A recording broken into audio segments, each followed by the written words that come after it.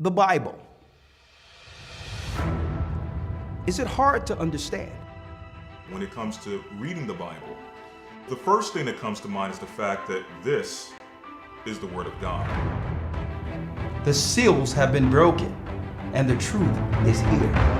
And when we go throughout the scriptures, when we go throughout extra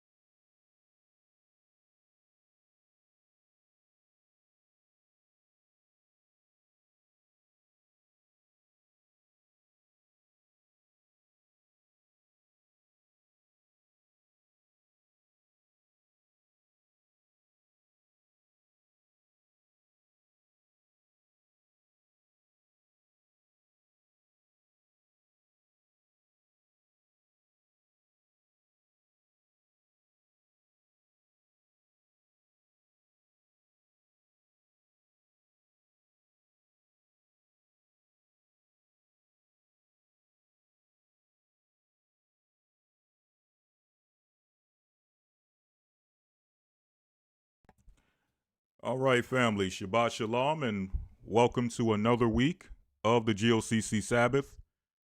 Before we get into it, I first and foremost just want to make sure that everything is nice and clear. And with your confirmation, we'll jump right in.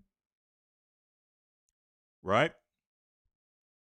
So I know with the music, there was no audio for some reason, and everything was good on my side. I could hear everything and I could see the sound moving, but for the most part, you all are stating that you couldn't hear anything. So I just want to make sure that it's all clear as far as the sound you hear now.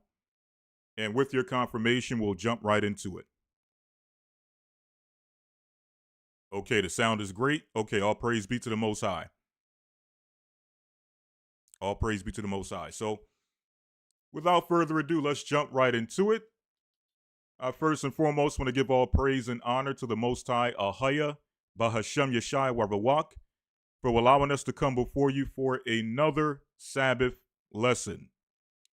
This is Elder Lawya officially filling in for Elder Rawchaa, who, if it be the Most High's will be with us tomorrow in the academy. But again, today I'm filling in for the elder, so let's jump right into it. Before we get into the lesson, I just have a few quick announcements in regards to both the academy as well as the I Am Royal Academy for the children.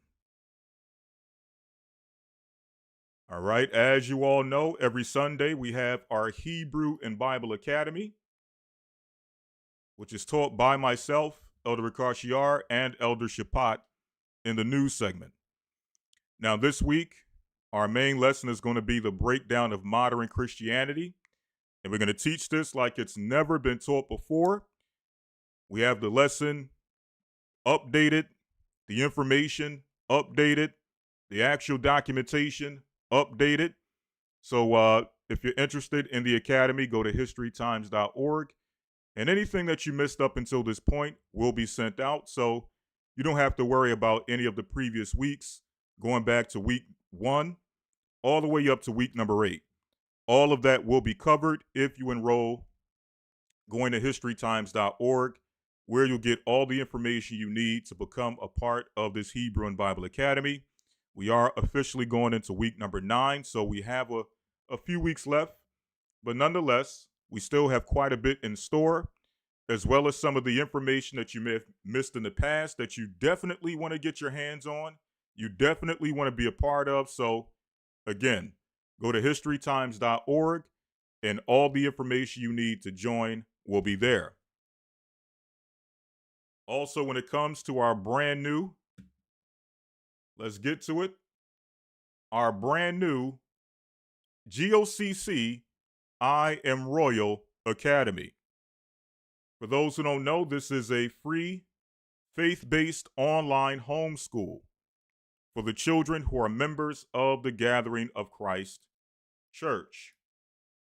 All right. All right, so this started a week or so ago. All right, and it's going off without a hitch. It's been very successful, and as we've mentioned, we believe some very bright, brilliant minds will come out of this particular homeschool program. And the beautiful thing about it is, obviously, you don't have to worry about the intrusion, the intellectual intrusion with different things being taught to your children that you do not believe, things that you don't want exposed to your children. And you also don't have to worry about the physical imposition upon your children when it comes to certain procedures that they are not necessarily forced, but they are compelled, strongly compelled to take in their current schooling, okay, public schooling, where they'll tell your children that without certain procedures, medical procedures, they cannot come to school, so on and so forth. And we know the issues that that presents for parents. So again, this is the I Am Royal GOCC Academy. If you would like to donate to support the upkeep and the running of this particular school, it is free from the church. The church made sure that it was offered free for parents, but we do accept donations for those who would like to support this so that it can maintain and continue to run. So go to gocc.org, okay, gatheringofchrist.org, And we do have a section on the website for donations. Okay, when you click on donate, it takes you to the various areas or shows you the various things that you can donate to. One of which being the I Am Royal Academy. We have Elder Rawchaa online classes, your local congregation types and offerings. We have bereavement fund to assist with funeral costs for those who may have lost loved ones within the ministry, the church. We have disaster relief and emergency supplies or any other purpose you would like to donate to, right? You can make sure you put it in the comment section and it will go specifically to what you address it to, right? So, as the elder have stated many times, these particular donations that you see here do not go to myself at Elder Rawchaa unless you decide to donate and you say specifically, I want to donate to Elder Rawchaa. Okay? That's the only time the elder receives any of what you see here. Outside of that, everything goes specifically to where it is designated. So if it's for the school, the home school, it will go directly to the home school. If it's for bereavement or if it's for your local congregation, it will be assigned specifically to your local congregation. Okay?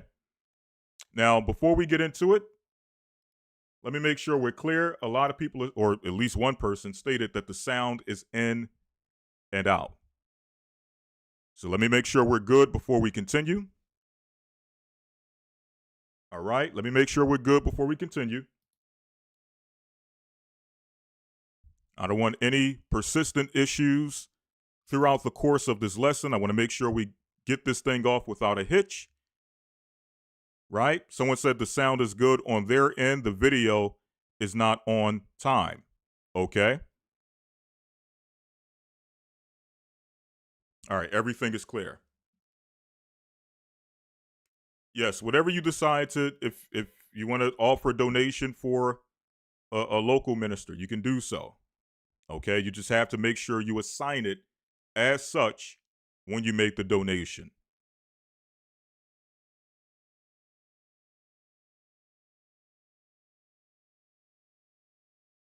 All right, sound is good and consistent. Okay, so let's get into it. Let's get into it. All right, so the topic for today's discussion is the gods of the nations are idols. Is AI the new golden calf? Now, some of you may be wondering what route we're going to take with this lesson. Well, you'll get that understanding as we progress. But I do want to make a disclaimer before jumping in. And I'm going to illustrate this disclaimer by providing some examples leading up to our current time. All right, so let's take a look at our screen. Let's take a look at our screen. And let's go through a little bit of history concerning technology and how in different eras people perceived or viewed the new technological developments of their time.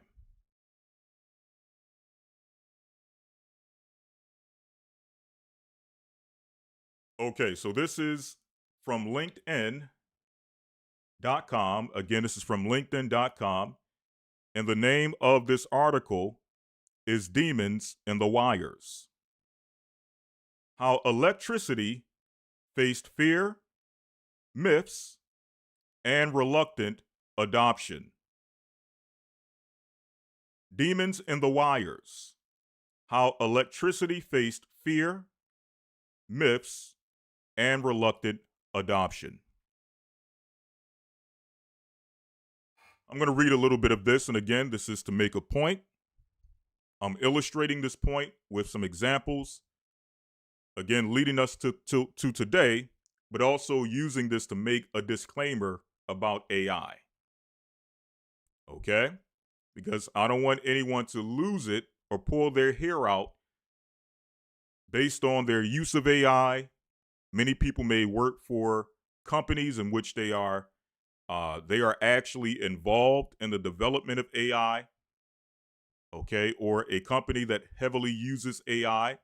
Many of you, based on your work or just, in everyday, based on the level of technology we have and the convenience of it, many of us use AI on a daily basis.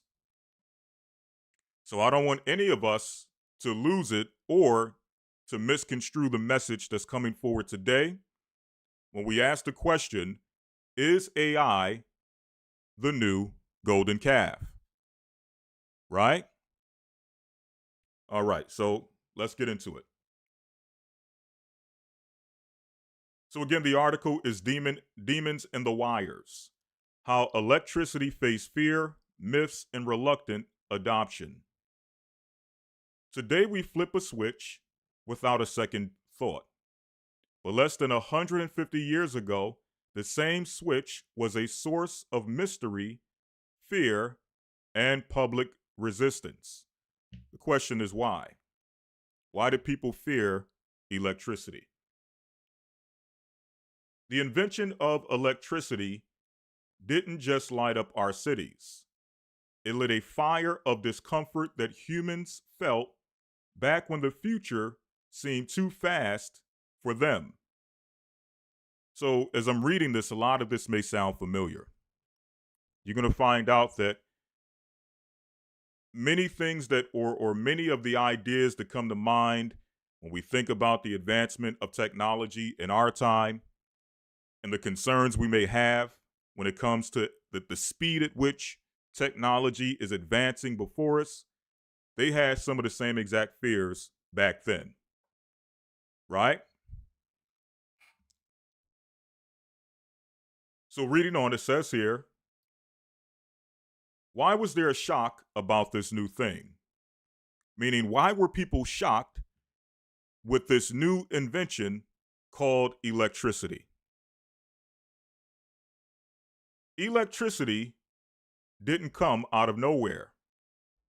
As far back as 600 BCE, Greek philosopher Thales of Miletus noticed that rubbing amber could attract feathers, an early observation of static electricity. Fast forward to Benjamin Franklin's kite experience in 1752 and Alexandro Volta's first battery in 1800, hence that's where we get the term volt from. We start to see the shift from theory to technology. And let me just make sure I enlarge this so y'all can see it nice and clear. Okay?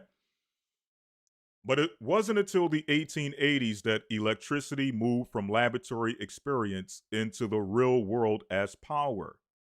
And that's when people became upset. Check this out. A mysterious force or something more sinister.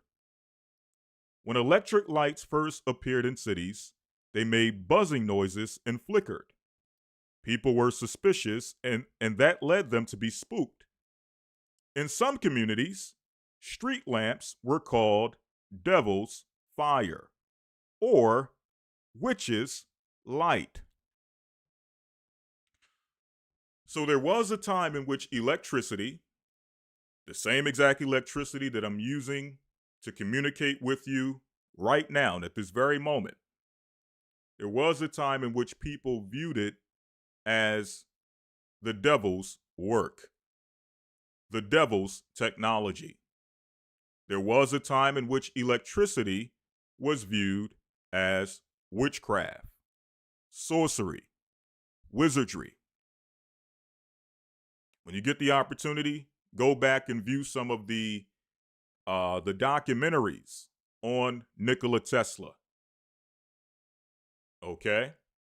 Go back and view some of the documentaries on Thomas Edison.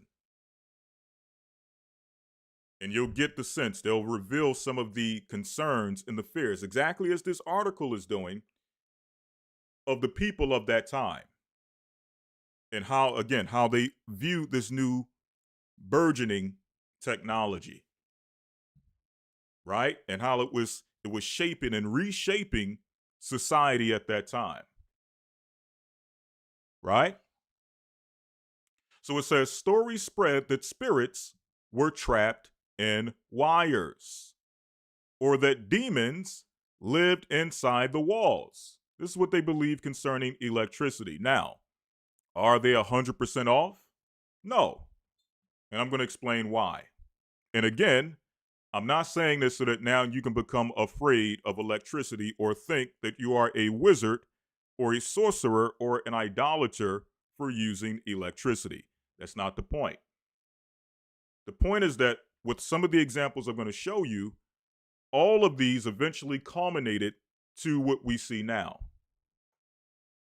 Whereas the society we see now, where people have this, I would say, rightful concern or even a rightful fear of where the world is going with AI, right?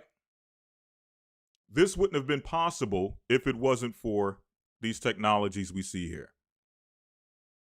Okay?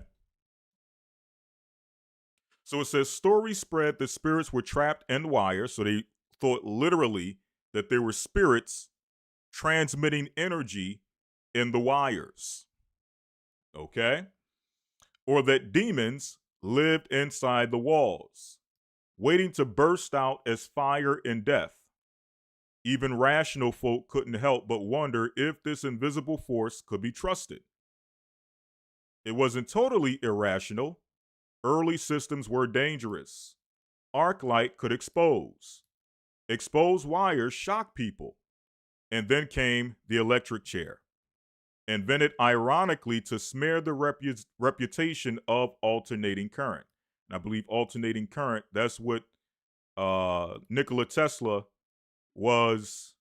that's what he was bringing forward with his technology, AC or alternating current. In fact, they explained it down here, the war of the currents. Behind the scenes, two giants were battling it out. Thomas Edison, the face of direct current, or DC, fought to dominate the market and maintain control. Nikola Tesla, with the backing from George Westinghouse, championed alternating current, or AC, which was more efficient but less understood by the public. All right, now this is a whole nother conversation. Let's move on to the next thing.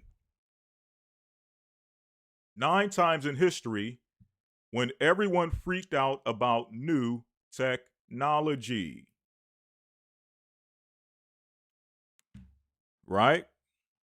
Some of you may think that your concerns about the technologies in your time are new concerns. But the Bible tells us what? That there is nothing new under the sun. The same fears or concerns you may have, they had back then with some of the things that were popping up on the scene in their time. And again, I'm using this to make a point. Y'all follow me, Con? Y'all follow me thus far, Con? Yes?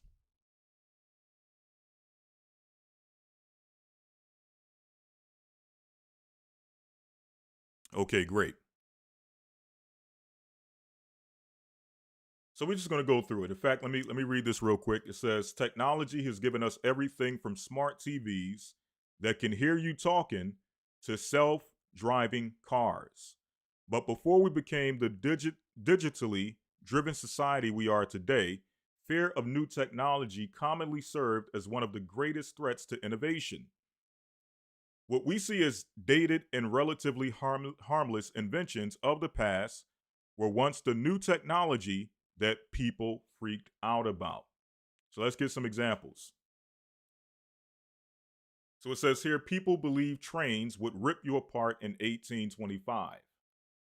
The human body can travel only so fast before a person becomes fatally injured. While this is true, the speeds needed to harm the body are faster or far faster than 30 miles per hour. Back in 1825, nobody knew that. When the Stockton-Darlington Railway opened that year, people insisted trains were an unsafe mode of transportation for people. Cultural anthropologist Genevieve Bell explained to the Wall Street Journal that critics of trains believed people would fall victim to gruesome deaths. So they thought that trains would go so fast that they would cause people to rip apart and eventually disintegrate. Right? Now, obviously, trains do have their safety concerns, but I don't think any of us, when we get on a train, we think that the train is going to go so fast that the speed is going to cause us to split in half. Right? Moving on. The New York Times attacked the telephone in the late 1800s. We now live in a world where 5 minutes without a cell phone seems like an eternity. So it's hard to imagine that at one point, many people wanted nothing to do with telephones at all. So we think that there are concerns with the smartphone, right? We're going back to the original telephones that were created. And people were concerned about those original telephones, right? Which for us are so archaic. I mean, that's all we knew growing up. All we knew was what? Either the rotary phone where you had the rotary dial or your basic everyday landline phone, right? If you had a phone that could produce a speaker, or a phone with a speaker where you could speak over a speaker on the phone, for us at some point, that was a new technological advancement. Caller ID at one point was a new technological advancement. Now, caller ID, that's just basic. That's default. Every phone has some level of caller ID. In fact, you have the ability to document and save numbers in your phone so that you can know exactly who's calling you. But back then, if you had that caller ID, that was seen as advancement. Okay? That was seen as technology moving forward. Okay? The ability to call people back. What was it? I believe that was what? Star 69, where you can call somebody back. These were all things that, as we seen coming up, it seemed like these were new things that were being introduced that allowed us to better use the cell phone or get the most, not the cell phone, at this time, the landline phone. Okay? Exactly. You was doing big things if you had a caller ID. A pager, right? You was doing big things if this was some of the technology you had access to. Right? But going back to this time in the 1800s, they thought and believed that the telephone was problematic. Okay? So it says, when telephones were introduced in the late 1800s, the New York Times was quick to attack. The paper's critique of the technology included suggesting that phones would only be used to invade people's privacy. So, were they 100% off? No. Back in the 1800s, when the technology was nowhere near advanced as we see now, they even thought and believed that the technology would be used to invade people's privacy. And what has been the biggest concern when we talk about smartphones is the fact that nothing you do on your phone is private. Everything on your phone is being monitored.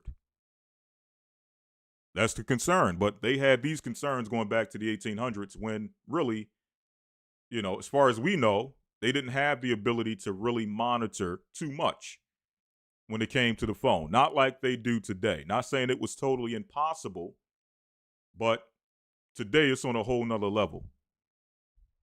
Right? So it says the paper's critique of the technology included the suggestion that telephones would only be used to invade people's privacy.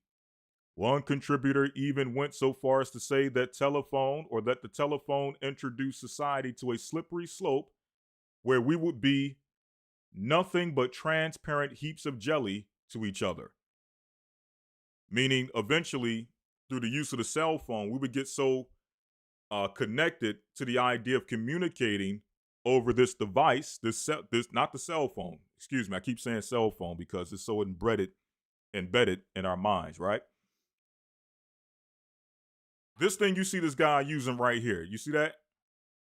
That old school ancient telephone, right? They said that one person believed that things would get to the point where we would get so used to communicating over this that we would lose human interaction and that we would no longer value human interaction or that we would no longer value the company of people. Now, again, were they 100% off to believe so? Well, look at where things are today. Now, if it wasn't for this, now it may have not happened with this era of telephone. People still communicated face to face. People still enjoyed each other's company, so on and so forth. We didn't lose the human touch with the invention of this telephone. But you fast forward till today. If it wasn't for this telephone, we wouldn't have this phone. And it's this phone, this iteration of the phone, that has gotten us to the point where now we are losing the value of human interaction. We're losing the value of communicating face to face. Where now we see people, not as people, but as this person put it, as heaps, transparent heaps of jelly to each other. That's how they explained it. In other words, you would see a person as worthless or human interaction as worthless only if it's being conducted or not being conducted through this phone. Now, through this phone, I mean, this makes people seem like, diamonds and rubies. It makes everyone seem, so grand. But to speak to that same person in person, it's like the interaction is different. It's not the same as communicating with somebody through some form of technology. Right? So they had their fears, they had their concerns, none of which really materialized in their time. But either the fear was so great for them in their time that they, all of the concerns were only short-sighted and all they saw was their time, or maybe, just maybe, they could see where things eventually would go through time. Okay?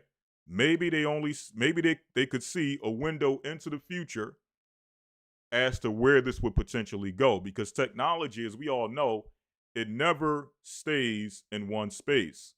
The desire for anyone who creates any form of technology is for that technology, that device, to eventually advance to the next level.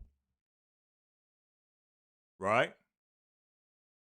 So, who knows? Nonetheless, again, I'm using this to make a point. I'm about to get off this point very soon. But I'm just illustrating, right? Other attacks on the telephone insisted that it would make society lazy and antisocial. Is that not what we see today? Right? Lazy and antisocial. And some even claimed the new technology would be used to communicate with the dead. Okay? So this is how they're able to demonize the people who had these concerns and cast off their concerns as the musings of a madman or the musings of a mad woman. When in reality, outside of that, I don't know of anyone, Lawya, I don't know of anyone who has used the phone to communicate with the dead. I don't know if you all know, but I'm not sure if I've spoken to anyone or had interaction with anyone who was able to speak with the dead through a phone. right? However, I do know of people who, through the phone, have become lazy, have become antisocial, so on and so forth. But you see how, again, they use that one concern, which is outrageous and outlandish, to now cast away the other real concerns, which really are what we are would have materialized into our existence. Moving on, let's get some more examples. So, Spectator magazine bashed the telegraph, right? Even the inventor of the radio criticized it in 1940. Does that now not sound familiar? Where you have those who are responsible for the development of AI and are at the forefront of the advancement of AI, coming out at the same time criticizing it. Okay? Well, the same thing happened back then. The fear that surrounded the invention of the radio is particularly interesting. While all the items on the list share a common denominator, being feared by the general population, to which the radio was no stranger either. The radio was feared by its own inventor as well. Again, same thing today. You have those who are at the forefront of AI technology stating at the same time that they are afraid, even though they believe that it will be helpful for humanity, an excuse they always use or a talking point they always use. They also mention where things can go wrong, right? And how detrimental this new technology could be if we're not careful, right? Someone says some people do use it to communicate with the dead. Relatives have left people's phone lines on after they pass and leave the voicemail on. Well, yeah, I mean, that's just somebody wanting the memory of someone that's passed away. Like, you know, let's say hypothetically, God forbid, your mother passed away. You still have her cell phone. She got the voicemail on the cell phone. Every so often, you want to play it just to hear your mother's voice. That's one thing. But I mean, actually picking up the cell phone and speaking to your mother who is deceased, or speaking to your cousin who is deceased. That's the level I'm talking about. Okay. But moving on, it says here, Guglielmo Marconi believed that he had perfected wireless technology back in 1895. But more than 2 decades would go before Marconi's technology would be used to broadcast to the masses, rather than just one other individual. This would make Marconi second guess his technological contribution. Lawya, excuse me. In an undelivered speech given to Sir James Irvine, and later referred to in an article published by the Herald in 1940, Marconi asked himself if he had done the world good or just added a menace. Marconi explained that he only intended for his invention to improve communication between ships at sea. So that was his intent for the creation of the technology. Even he never saw the true potential the radio introduced in terms of broadcasting content across an entire region. The television. This is the last one we're going to get. The television, even scarier than radio. Everything people feared about the radio was amplified with the introduction of television in 1927. There was a fear that radio would turn people away from reading or having intimate conversations with one another. The television received the very same critique. Media historian Ellen Wertella told Slate that critics of the television insisted that it would hurt radio, conversation, reading, and patterns of family living, and result in the further vulgarization of American culture. All of which the television has done. Okay, the television has introduced non-family values. The television has introduced harmful lifestyles that destroy individuals, families, communities, so on and so forth. So it did come to pass. The concerns did come to pass. But now here's the question. Now there's some more examples. You can go and catch this article on your own time. If you would like, again, the name of the article, 9 Times in History When Everyone Freaked Out About New Technology. Right? Here's an article on the barcode. Okay, for the sake of time, I'm not going to go through this one, but many of you may know, many of you may not know, that there was a time in history in which people believed that the barcode was the mark of the beast. When I say the barcode, meaning the barcode that's on all of the products that you purchase at the grocery store. There was a time in which people believed that that was, in fact, the mark of the beast. Now, is it the mark of the beast? No. However, again, the technology eventually progressed to the point where we are now, in which we're moving a step closer, or at least it brought us a step closer to the mark of the beast society.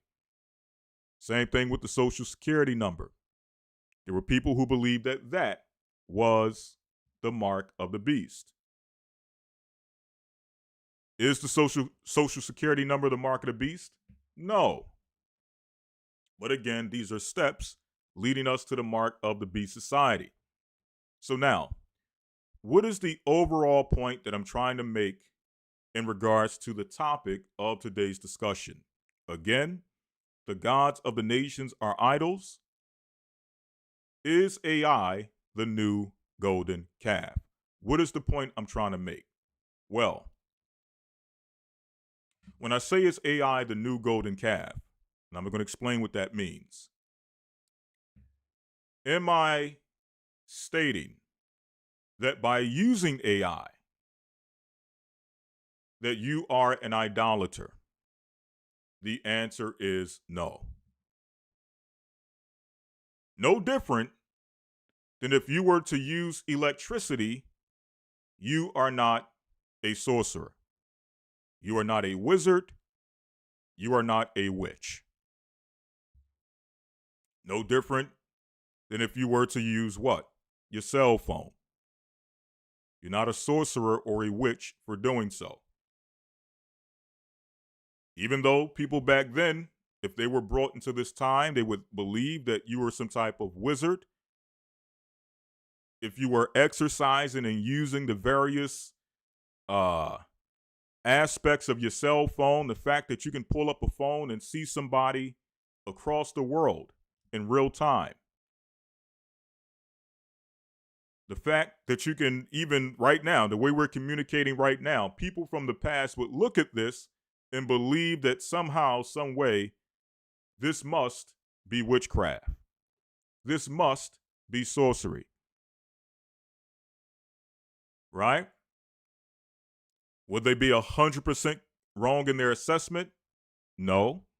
But are we sorcerers and idolaters for using the technology?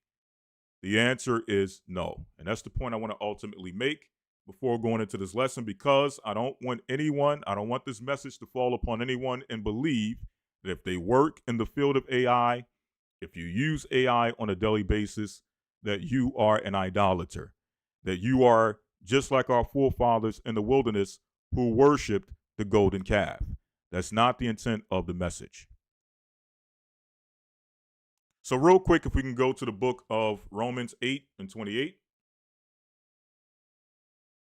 The book of Romans 8 and verse number 28. Okay, let me pull up the Bible. Let's see what the Bible says about us using what people may call the devil's technology. Right? Let's see what the Bible says.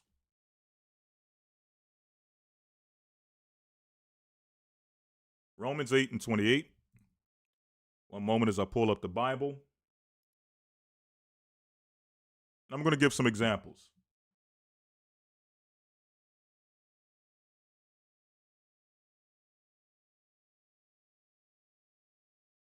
And let's get this as well. Okay, I got everything I need. Okay, so let's go to Romans 8 and verse number 28. Open up your Bible and write these down.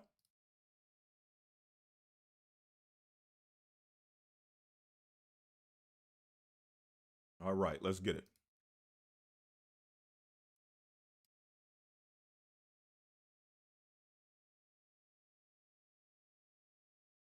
Let's make a few adjustments. In fact, let me make it simple. Let me go with eastward to make this simple. Romans 8 and 28.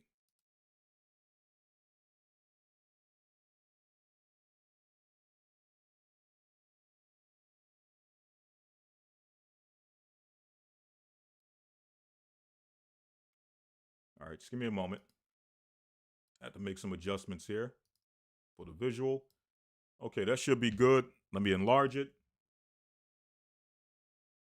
All right, Romans 8 and 28.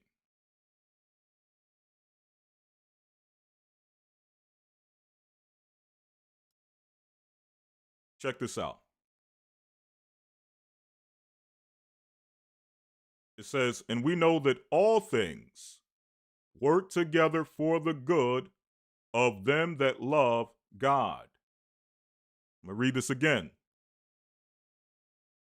And we know that all things work together for the good or for good to them that love God, to them who are called according to his purpose.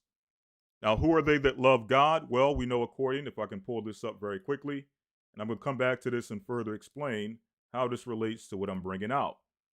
But let's go to the book of 1 John 5 and 3 to get the understanding of who they are that love God. 1 John 5 and 3 says, for this is the love of God, that we keep his commandments, and his commandments are not grievous. So we understand that they who love God are they that keep his commandments. So going back to Romans 8 and 28, it says here, and we know that all things work together for good to them that love God. So why are we going here? Let's go to another scripture very quickly. In the book of Sirach, 39th chapter. Right? Because what we're showing is that regardless of what they create the technology for, those who love the Most High, those who fear God and keep his commandments, will use that same exact technology for good. Regardless of what they created the internet for, those who love God will use the technology for good. Those who may use the technology, or they may have created the technology to turn people away from God.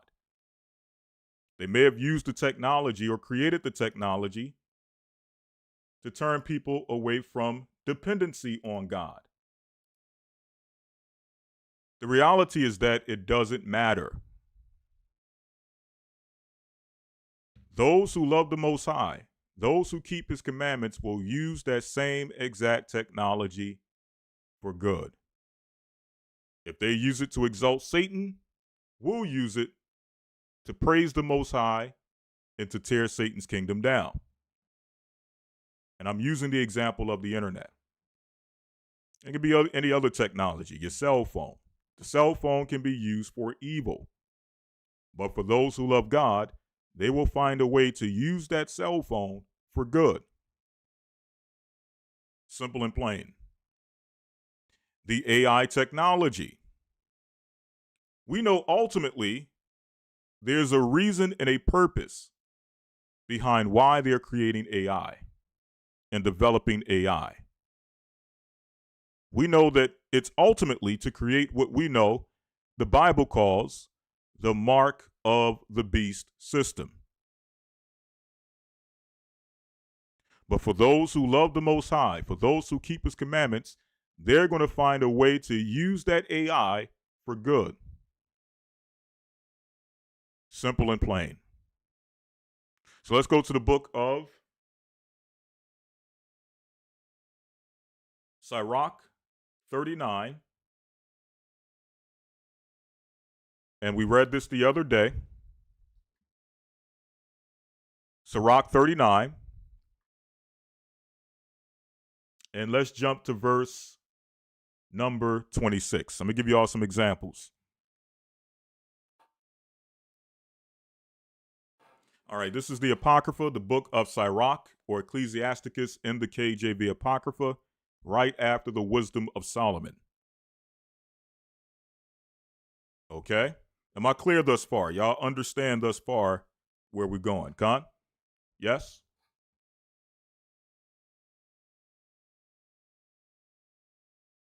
All right. Let's go to the book of Sirach, chapter 39, and verse number, let's get the exact verse. Let's start at verse number 26. The principal things for the use, in fact, let me start at verse number 25. For the good are good things created from the beginning, so evil things for sinners. The principal things for the use of whole man's life are water. Now, water was created for life.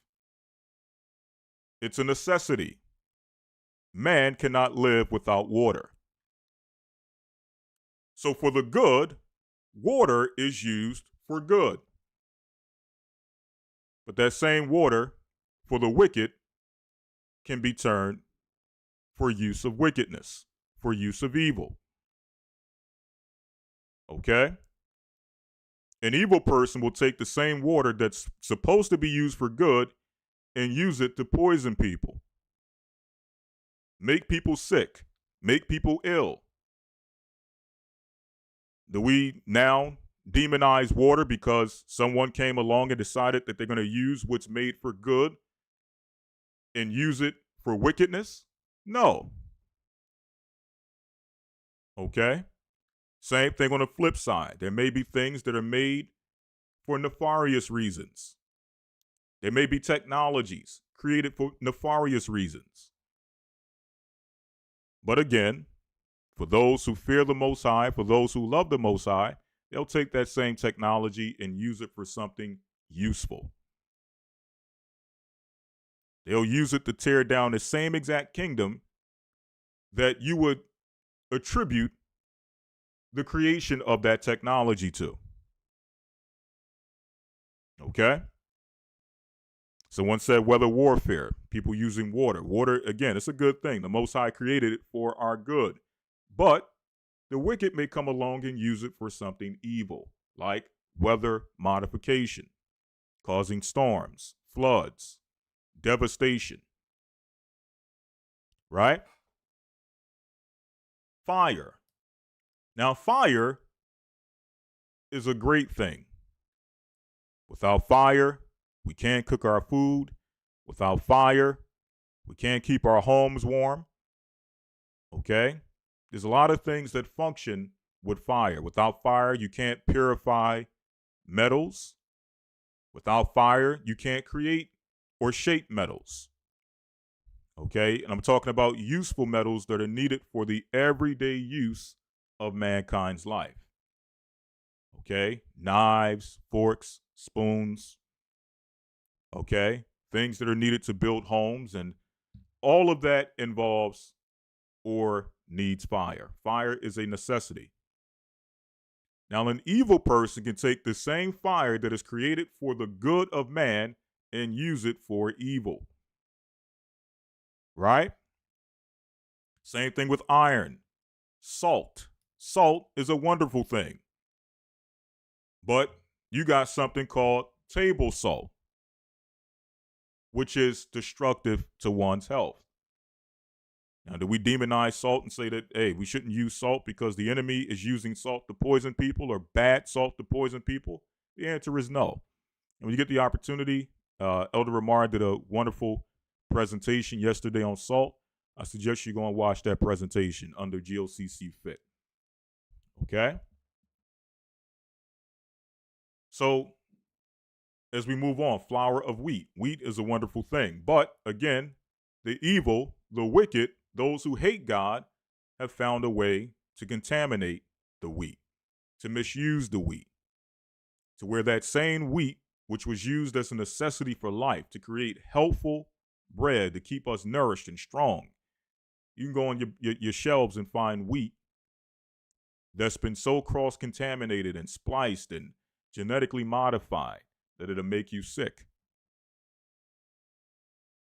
Okay? Honey. Honey is a wonderful thing. But again, the enemy is a deceiver. He'll have something sitting on a shelf labeled as honey, but won't have one drop of honey in it. Okay? Pure sugar.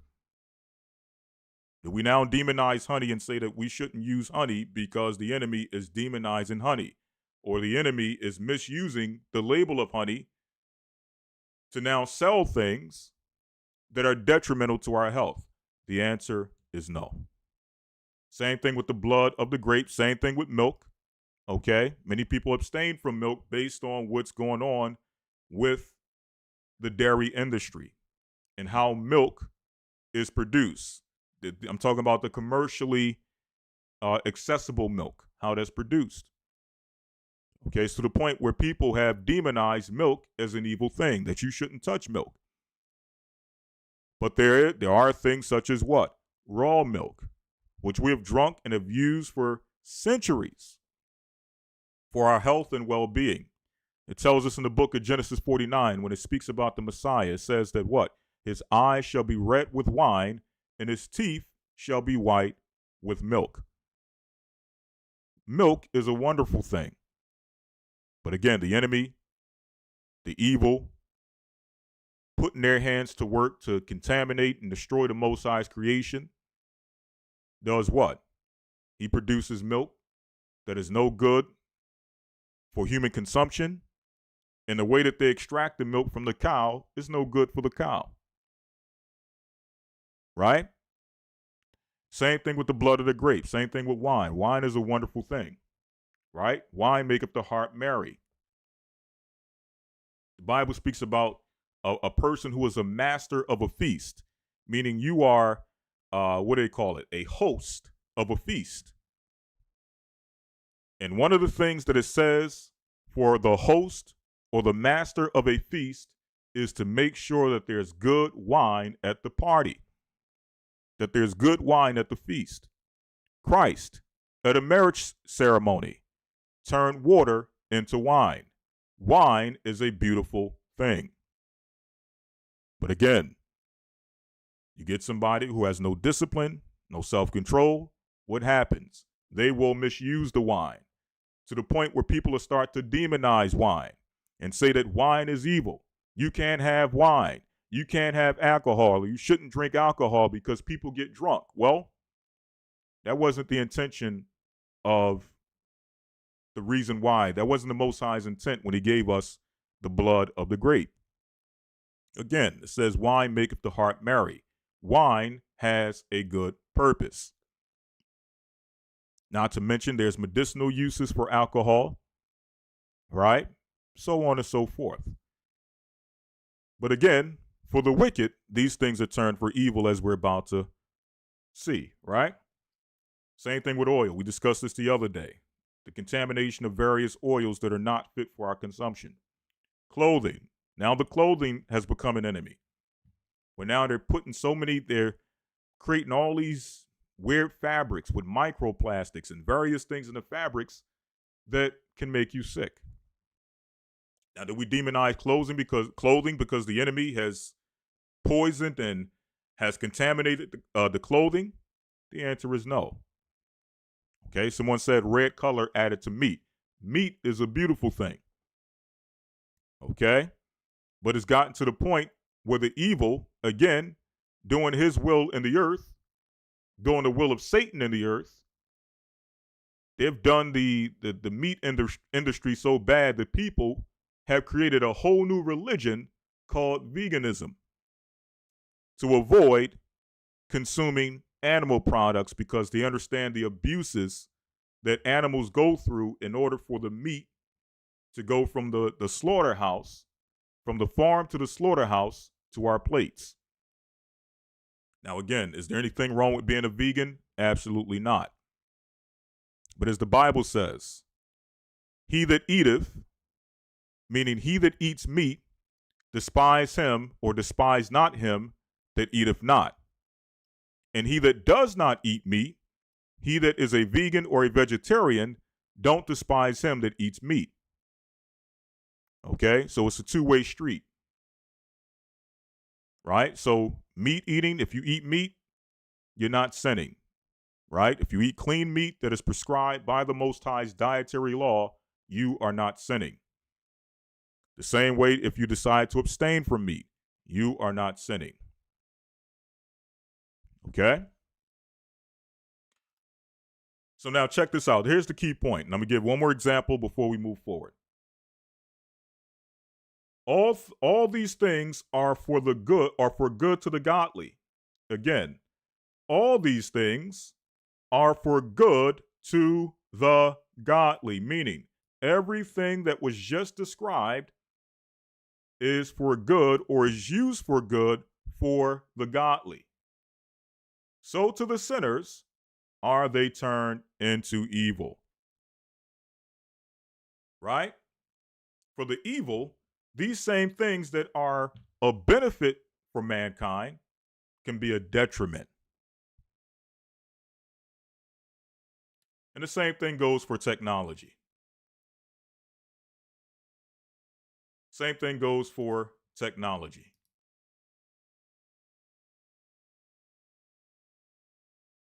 Yes?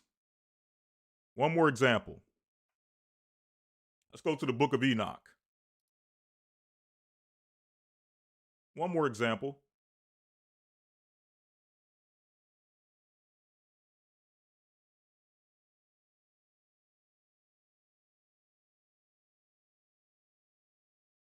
The book of Enoch, chapter 8 and verse 1.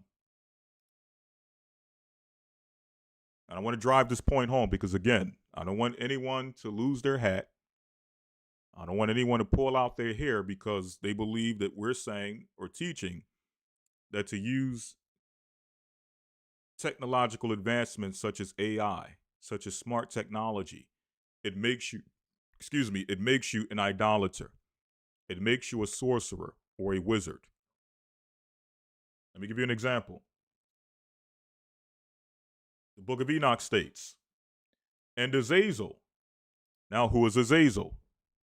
Azazel is one of the 200 fallen angels who descended upon the earth in the time of Jared, leading up to the time of Enoch.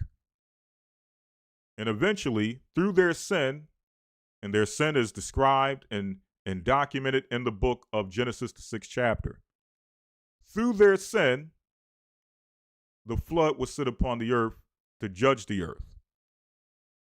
And it was Azazel that was one of the angels who taught various practices unto mankind that eventually led not only to the detriment of mankind, but mankind's utter destruction through the flood.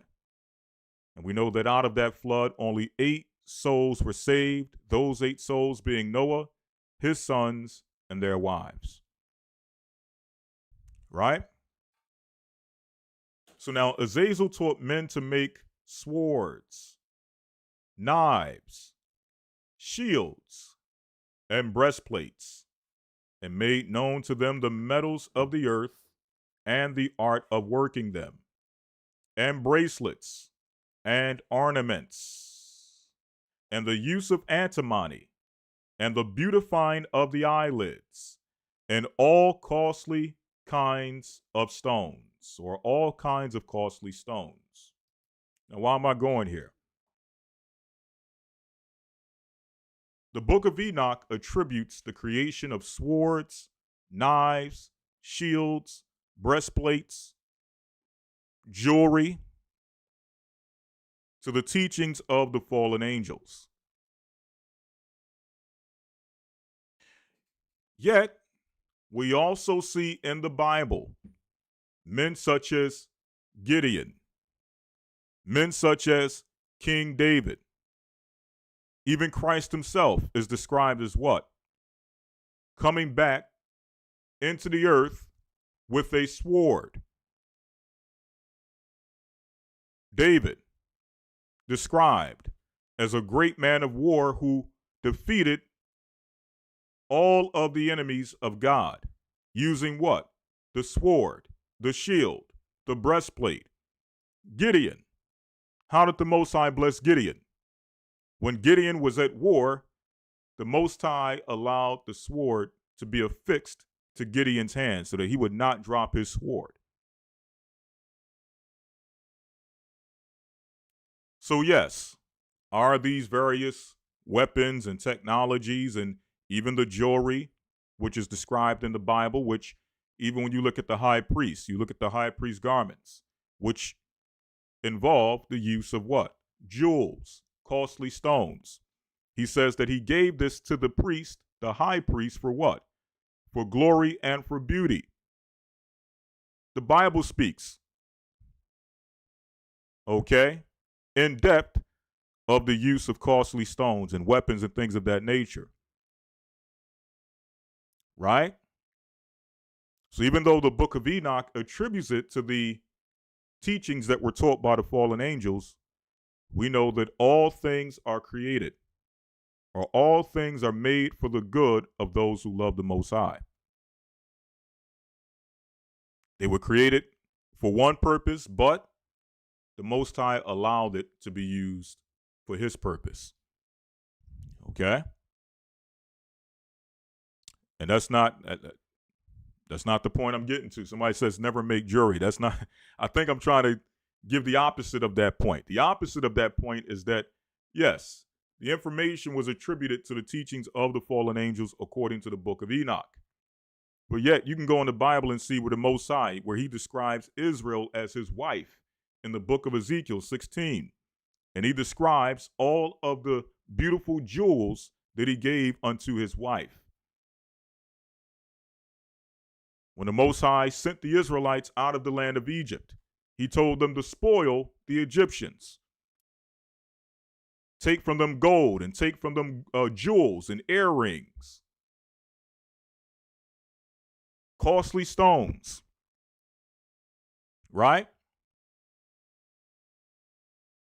So again, it goes back to what we read earlier in the book of Romans 8 and 28. So now, moving on to our next point. Again, the point is that you're not a witch, a warlock, or an idolater for using technology. I want to make that clear. So now, getting on to our next point, what is AI? Let's see if we can get a brief explanation of what AI is. This is coming from IBM. This is coming from IBM. All right. Before I move forward, let me make sure you all are clear. Yes? I don't want to leave any stone unturned. I don't want anyone to leave this with the wrong idea. As when someone stated, and now the kingdom is made with these priceless stones. Okay? I mean, there's countless examples. I'll be here all day recounting all of the examples in the Bible in which costly stones are used. When you look at the breastplate of the priest, what does it have? Costly stones. Okay? When you look at the description of the kingdom, as someone just stated, what does it recount? Or what does it tell us? That the kingdom will be built up with costly stones. The diamond, the beryl, okay, the jasper, the chrysostome, and all of these various precious stones and metals that, again, the book of Enoch attributes to something being taught to mankind through the fallen angels. But you have to remember, a lot of these things the fallen angels taught, these were secrets that, and we're going to get into this a bit later, some of these were secrets that the Most High would eventually reveal to mankind in due time. Okay? But they put it out there and they introduced the technology and they introduced certain things to mankind prematurely and with the purpose of misusing a lot of the things that, that they taught to mankind. Like, again, fire is a wonderful thing. But the same way a person can teach you to use fire to purify metals, to cook your food, someone can teach you how to use that same exact fire to commit arson. Okay? To burn people alive. Right? So the Most High's intent was to reveal certain things in due time with the proper perspective. But the fallen angels, they knew that in order for them to get influence over mankind, they had to give them something. They had to give them knowledge. They had to give them resources and information that mankind always desired to have. So that now the allegiance of man would no longer be to the Most High. It would be to these angels who revealed to them this quote unquote secret knowledge. Okay? All right, let me move on. Let me move on. All right, what is AI? This is from IBM. What is artificial intelligence?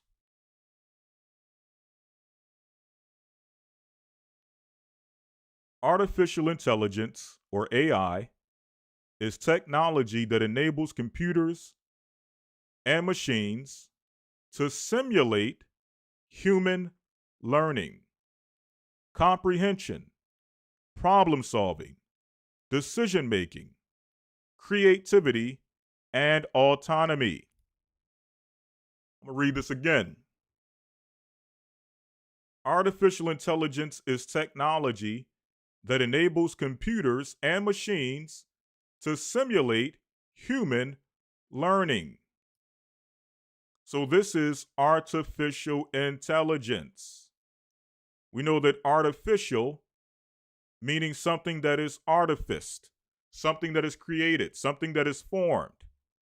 And usually when we think of artificial, we think of fake. Okay? We think of a copy, a carbon copy. Okay? So this is artificial intelligence. Now, what is this artificial intelligence trying to mimic? What is it trying to copy? What is it a carbon copy of? Well, it's meant to simulate human learning. So it's a carbon copy or a simulation of human intelligence. So it's used to simulate human learning, comprehension, problem solving, decision making, creativity, and autonomy.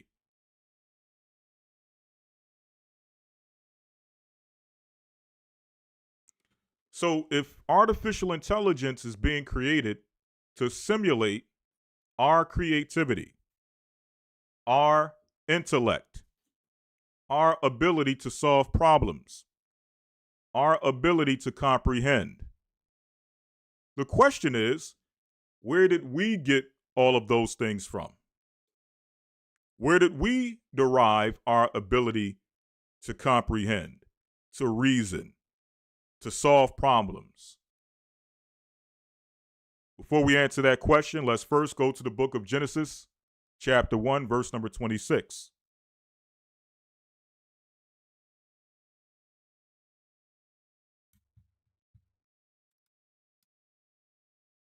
Genesis 1 and 26, because the artificial intelligence is being created in our image, in our likeness. It's trying to replicate what we're able to do, how we're able to think, how we're able to reason, comprehend. It's made in our image and likeness. But whose image and likeness are we made in? Let's see, the book of Genesis, chapter 1, verse number 26. Genesis 1 and verse 26.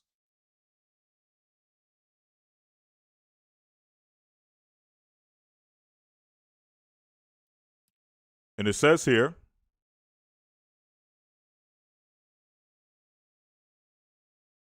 and God said, this is the creator,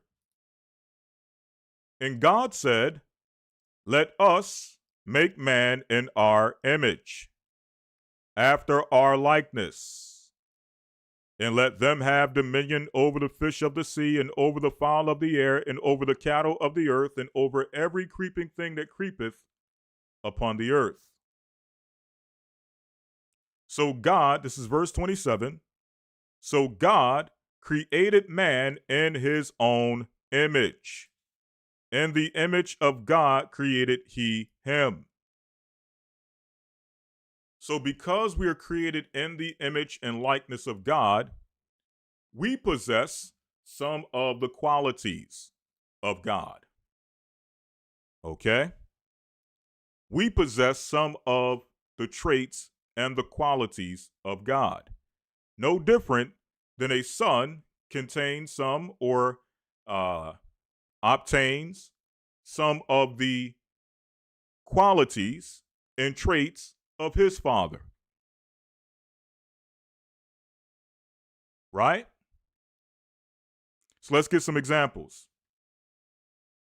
Going to the book of Isaiah 55 and verse number 8, because we're talking about artificial intelligence, which is a simulation or an attempt to replicate human intelligence. But again, where do we get our intelligence from? And why is our intelligence so great that now they're looking to impart this intelligence into a machine, a man-made machine? Right? Let's go to the book of Isaiah 55 and verse 8. And let's talk about the supreme intellect. Let's talk about the supreme intelligence, which is the Most High God. In the book of Isaiah 55 and verse number 8, it says, for my thoughts are not your thoughts, neither are your ways my ways, saith the Lord. For as the heavens are higher than the earth, so are my ways higher than your ways, and my thoughts than your thoughts. So the Most High is the supreme intelligence. He is the supreme intellect. And it's from his intelligence. It's from his likeness. It's from his image that we derive our intellect, that we derive our likeness, that we derive our image. It comes from our Father who is in heaven. So again, Isaiah 55 and 8 says that my thoughts are not your thoughts, and my ways are not your ways. So even though the Most High is the supreme intellect, his thoughts and his way of thinking is way above anything that we can even imagine, anything that we can even comprehend. Notice it says that my thoughts are not your thoughts, meaning what? Even though our thoughts are not on the level of the Most High, we still have the ability to produce thoughts. We still have the ability to think. We still have the ability to comprehend, to solve problems, and to create. With the small level of intellect that we receive from the Most High. So my thoughts are not your thoughts, my ways are not your ways. You're not as intelligent, or you're not on the level of me, the supreme intelligence, but nonetheless, you do have the ability to think. You do have thoughts. For as the heavens are higher than the earth, so are my ways higher than your ways, and my thoughts than your thoughts. Right? So we're talking about the supreme intelligence, the Most High God, whose name is Ahaya. Okay? He is the supreme intellect, the supreme intelligence. And it's from him that we derive our intelligence. And now they're creating machines which are attempting to take some of that intelligence that the Most High has imparted into us and now impart that same intelligence and thought process into these machines. Right? So now let's get into our ability to reason, our ability to comprehend, our ability to obtain knowledge and information. Right? Let's go to Isaiah chapter 1, verse number 16.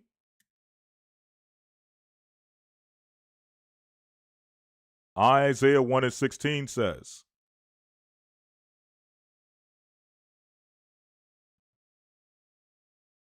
Isaiah 1 and 16.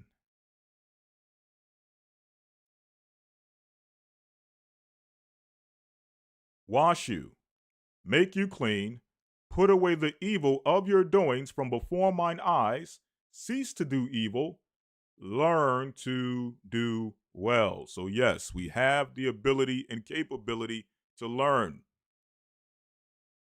We have the ability to do what? To take in new information. And now to take in that new information to do what?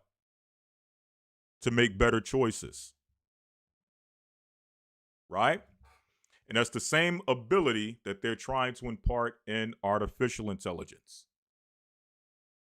This is part of our intelligence, the ability to learn and to take all that you've learned to now give you a perspective from which you can now make choices.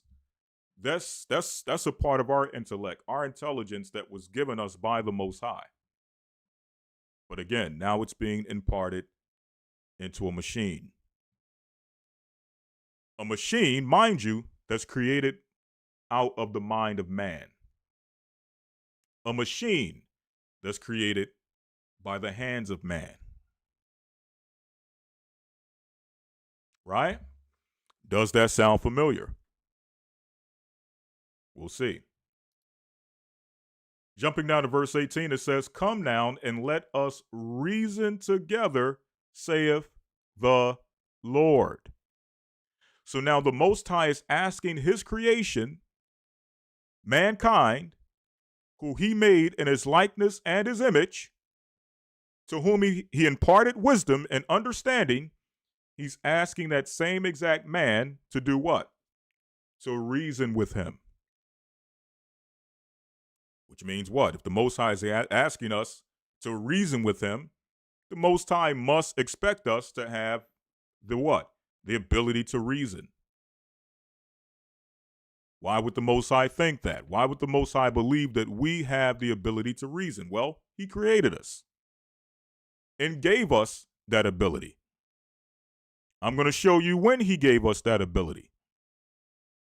But before we do so, let's go to the book of Isaiah chapter 41 and 21.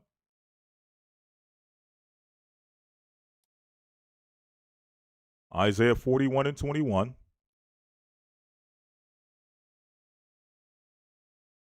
Isaiah 41 and 21 says, Produce your cause, saith the Lord, bring forth your strong reason, saying the God of Jacob. So again, the Most High expects us to possess the ability to reason.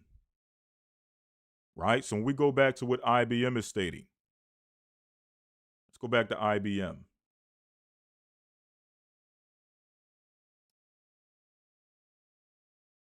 When we go back to IBM, and IBM is stating that artificial intelligence is technology that enables computers and machines to simulate human learning, comprehension, problem solving, decision making, creativity, and autonomy. These are all qualities that mankind, the same mankind that artificial intelligence is trying to mimic, These are all qualities that we received from the Most High. I don't want to put the cart before the horse. I'm going to hold my tongue. I'm about to say something, but I want to put the cart before the horse in regards to how this same technology that receives its understanding and its traits from men who receive their traits from God. Now we're going to see an example of this technology not only trying to rival the man that created it,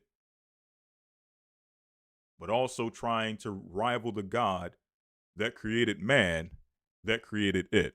I know it's a mouthful. I know it sounds a little strange and out there, but hopefully you all get the point. Again, I don't want to put the cart before the horse. We'll get into that in a few moments. But if we're talking about the intelligence that we receive from the Most High, when did the Most High give it to us? Real quick, let's go to the book of Sirach. Okay? Elder Rawchaa said, impossible giants didn't exist before Adam or Abel, who clearly ate meat.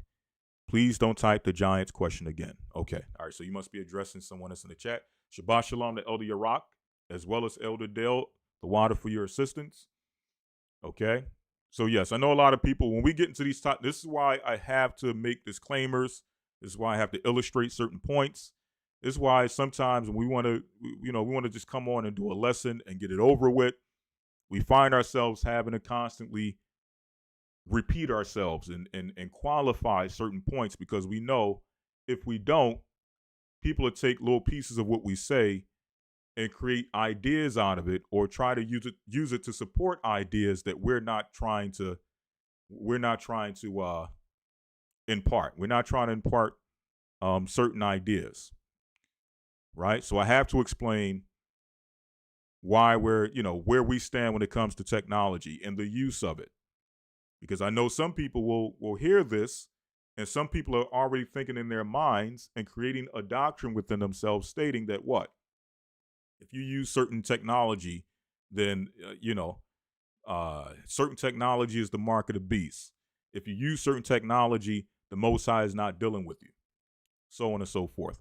We know these things are working in people's minds, so we have to qualify and quantify certain points to make sure that you don't leave with a message that we're not teaching. Okay? I want to make that clear.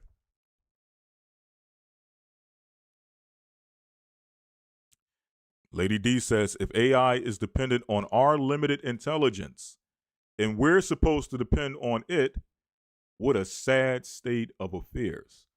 I couldn't have said it any better. Okay? What a sad state of affairs. When now and I know it sounds strange. Again, I don't want to put the cart before the horse, but this is not the first time that mankind has put his trust in something that he created. It's not the first time that mankind has put his trust in something that obviously he has more intelligence than. If the thing, I don't want to put the cart before the horse. Let me get to the next point. Okay, we're going to get into that later. All right. Moving on. Let's go to Sirach. Let's go back to Sirach chapter 17. Right? And let's show when the Most High imparted into us these capabilities, these special capabilities that we possess, which, mind you, when you think about this, a lot of people that push the whole thing with AI, they believe in evolution. And through evolution, they believe that mankind is nothing more than an inconsiderable mass that's just evolved it's got lucky and evolved over time, and there's nothing special about mankind. Right? But at the same time, if mankind is this inconsiderable thing that just got lucky and evolved over time, and all of these various things that they teach concerning life, which aren't true, which are lies from the pits of hell, how can you now turn around and give all of this credence to something that you have created, and you're now imparting your intelligence, the intelligence that you can now take credit for, after creating this technology and now giving it the ability to be eventually autonomous. Okay? The same man that you claim is inconsiderable is the same man that is creating this amazing, regardless of what you think about it, regardless of what you think about the technology, it's an amazing feat. So what does that tell you about the man that created it? Okay? So moving on, let's go to the book of Wisdom of Solomon 17. I don't want to be here too long. I don't want to hold you all too long. So let's go to Wisdom of Solomon 17 and verse number 1. Check this out. The Lord created man out of the earth and turned him into it again, which shows you the power and wisdom of the Most High, how his greatest creation came from the lowest of creation. What do I mean? Genesis 2:7 states that what? The Most High created man out of the dust of the ground. Dust is the lowest creation of earth, or the lowest creation on earth. You don't get no lower than dust. But yet the Most High took that same dust and used it to make his greatest creation, which is mankind. And let's see what the Most High did with that man that he created out of the earth, out of the lowest part of the earth. He created him out of the earth and turned him into it again. He gave them a few days and a short time and power over all things therein. So now the Most High gave us power to exercise the wisdom and intelligence that he gave us. So it's not like we were supposed to remain in the Stone Ages, so to speak. All right. Many people think that, there shouldn't be any level of advancements. The Most High gave us wisdom and understanding and intelligence to create on this earth the same way he created from the beginning. In the beginning, the Most High created the heaven and the earth. By his wisdom did the Most High create the heavens and the earth. The Most High made us to be creators, to be creative, to use our intellect and our intelligence to make things for our benefit. Okay? So it's not like we're supposed to just be sitting up in caves and remaining in the Stone Age, believing that to try to, create things that are for our benefit is a sin. That's not what the Most High intended. But again, the Most High intended for everything that we received to be given us in due time, so that we don't destroy ourselves from the things that we make with our hands.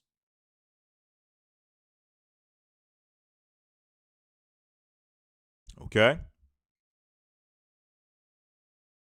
Exactly. Nothing is wrong with advancements. Excuse me. Nothing is wrong with advancements as long as we are making them for good reason. Okay? Or using them for good intent. Okay?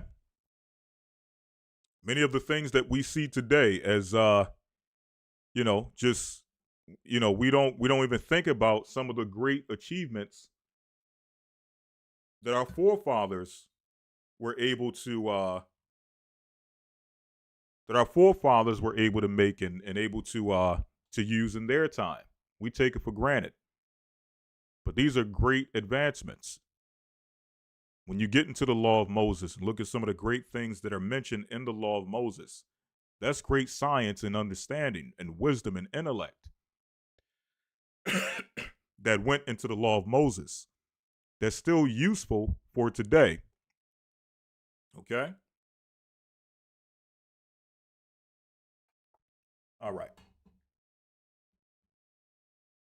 Moving on. He endued them with strength by themselves and made them according to his image. So the Most High gave us strength. And with that strength, listen, we have the ability to do things that are great, that are wonderful, that are amazing. We have the ability to shape the world around us. We have the ability to advance the world around us. The Most High imparted that knowledge unto us and that strength upon us, and put fear upon all men, and put the fear of men upon all flesh, and gave him dominion over beasts of fowl and fowls, and they received the use of the 5 operations of the Lord. And in the 6th, he imparted them understanding. And check this out. Let me read this again. Verse 5. They received the use of the 5 operations of the Lord. And in the 6th place, he imparted them understanding. And in the 7th, speech, an interpreter of the cogitations thereof, counsel, and a tongue, and eyes, ears, and a heart, gave he them to understand. Withal he filled them with the knowledge of understanding, and showed them good and evil. So when we go to IBM, and it speaks about what artificial intelligence is, how it's replicating the various operations of mankind. Okay?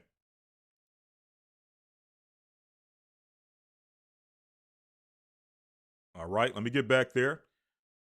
Artificial intelligence is technology that enables computers and machines to simulate human learning, comprehension, problem solving, decision making, creativity, and autonomy.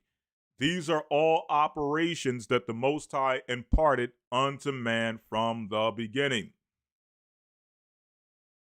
Let's read them again in the book of Sirach.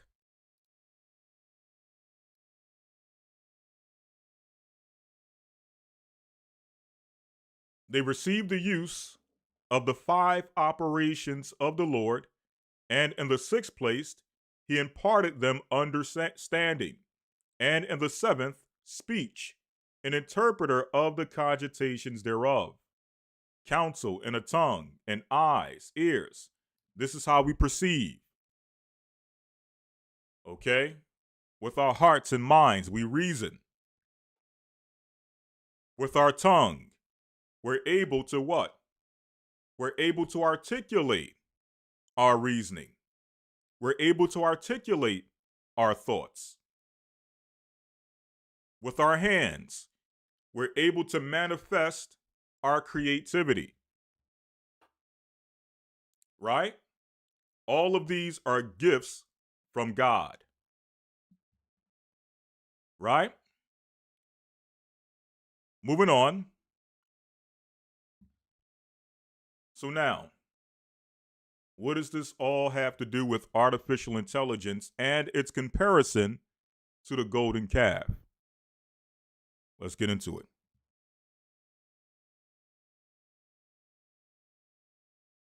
Let's go to the book of Exodus, chapter 23, verse number 20, to show the Most High's warning against idolatry.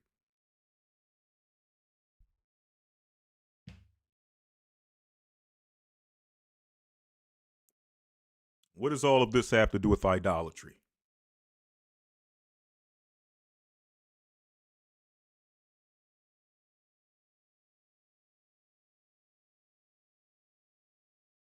Let's get it. Let's go to the book of Exodus, chapter 23 and verse 20.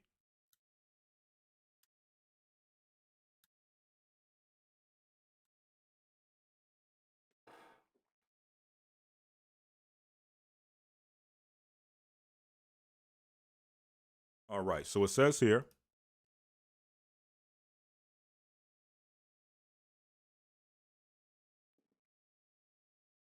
behold, I send an angel before thee to keep thee in the way and to bring thee into the place which I have prepared. So now this is our forefathers in the wilderness.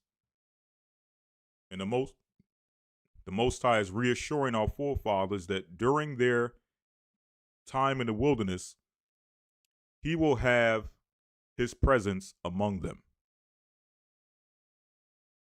His guidance would be with our forefathers all the way to the end of the wilderness journey, leading them into the promised land. Now, obviously, we all know how the story goes. We understand that our forefathers, on large, did not make it into the promised land, including Moses. But nonetheless, the Most High kept this promise by allowing his presence to be with them up until the time in which that next generation, being led by Joshua and Caleb, would enter into the promised land.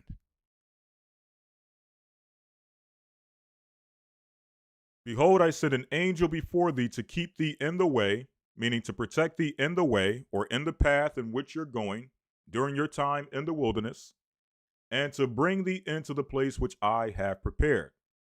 Beware of him and obey his voice, provoke him not, for he will not pardon your transgressions, for my name is in him. So the Most High's presence was with us. His protection was with us. His guidance was with us. There was no need to seek at the mouth of another for any guidance. There was no need to pray to another for protection. The Most High had us covered, right? And on top of that, he gave us a warning, right? Jumping down to verse number 23. For mine angel shall go before thee and bring thee in unto the Amorites and the Hittites and the Perizzites and the Canaanites and the Hivites and the Jebusites and cut them off. Thou shalt not bow down to their gods, nor serve them, nor do after their works. Why? Because it wasn't the gods of the Canaanites that led you out of Egypt. It wasn't the gods of the Canaanites that plagued the Egyptians. It was not the gods of the Canaanites that parted the Red Sea and led you into the other side of the Red Sea, or led you into the wilderness. So the Most High said what? Don't trust the gods, or don't deal with the gods of the nations. Depend upon me for your protection, your guidance, your wisdom, and your understanding. Moving on, it says, but thou shalt utterly overthrow them and quite break down their images. When you come into the land and you see the idolatry or you see the idols of the Canaanites, destroy them. Don't look to their gods and wonder and ask and inquire in yourselves, how do they worship their gods? Let us try to adopt some of the practices of the Canaanites so that we can worship the Most High the same way the Canaanites worship their gods. The Most High said, don't do that. When you go into the land and you see the gods that they worship, when you see their idols, utterly destroy them. Jumping down to verse number 31. And I will set thy bounds from the Red Sea, even unto the sea of the Philistines, and from the desert unto the river, for I will deliver the inhabitants of the land into your hand, and shall drive them out before thee. All right, let me get the exact verse. For some reason, all right, there we go. Thou shalt make no covenant with them, nor with their gods. They shall not dwell in thy land. Lest they make thee sin against me, for if thou serve their gods, it will surely be a snare unto thee. So now, why did the Most High want us to abstain from worshiping the gods of the nations? Well, let's get some examples why. Let's go to the book of Isaiah, chapter 19, verse number 3. And let's see what the nations did with their gods. Here's an example. Isaiah 19:3 says, and the spirit of Egypt shall fail in the midst thereof, and I will destroy the counsel thereof, and they shall seek to their idols and to the charmers, and to them that have familiar spirits, and to the wizards. So the Gentiles seek their understanding, they seek their guidance, right? They seek for intellect and wisdom from who? Their gods. They seek for information from their gods. So the Most High said, don't worship the idols of the nations. The nations worship these gods to get information, to get insight. They use practices such as what? Divination, necromancy, in order to get what? What they consider to be divine insight, divine information. Okay? So the Most High said, don't seek out the idols of the nations. Don't worship their idols, or else you're going to find yourself turning to their idols to get information. Information that you're supposed to be seeking from me. How do we know this? Well, let's go to the book of Proverbs, chapter 9, verse 10, to show how we were supposed to receive information, how we were supposed to receive insight. Let's see. Proverbs 9 and 10. Proverbs 9 and 10 says the following. The fear of the Lord is the beginning of wisdom, and the knowledge of the holy is understanding. Again, the fear of the Lord is the beginning of wisdom.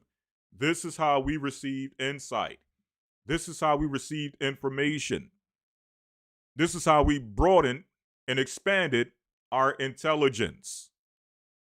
Number one, to receive wisdom, you must fear the Most High. To receive knowledge, you must fear the Most High.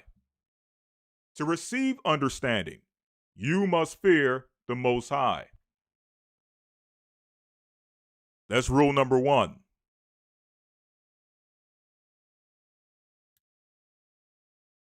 Moving on to the book of James, chapter 1 and verse number 5. This is how we were supposed to receive intelligence, higher intelligence. Now we know the nations, in order for them to receive higher intelligence, they would go seek the idols, they would seek charmers, they would seek diviners, those who dealt with divination. They would seek necromancers, those who communicated with the dead. They would sacrifice children. They would worship demons. This is how they received information.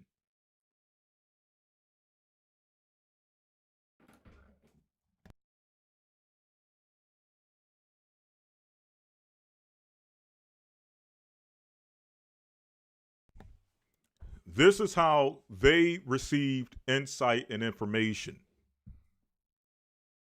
Right? For us, on the other half,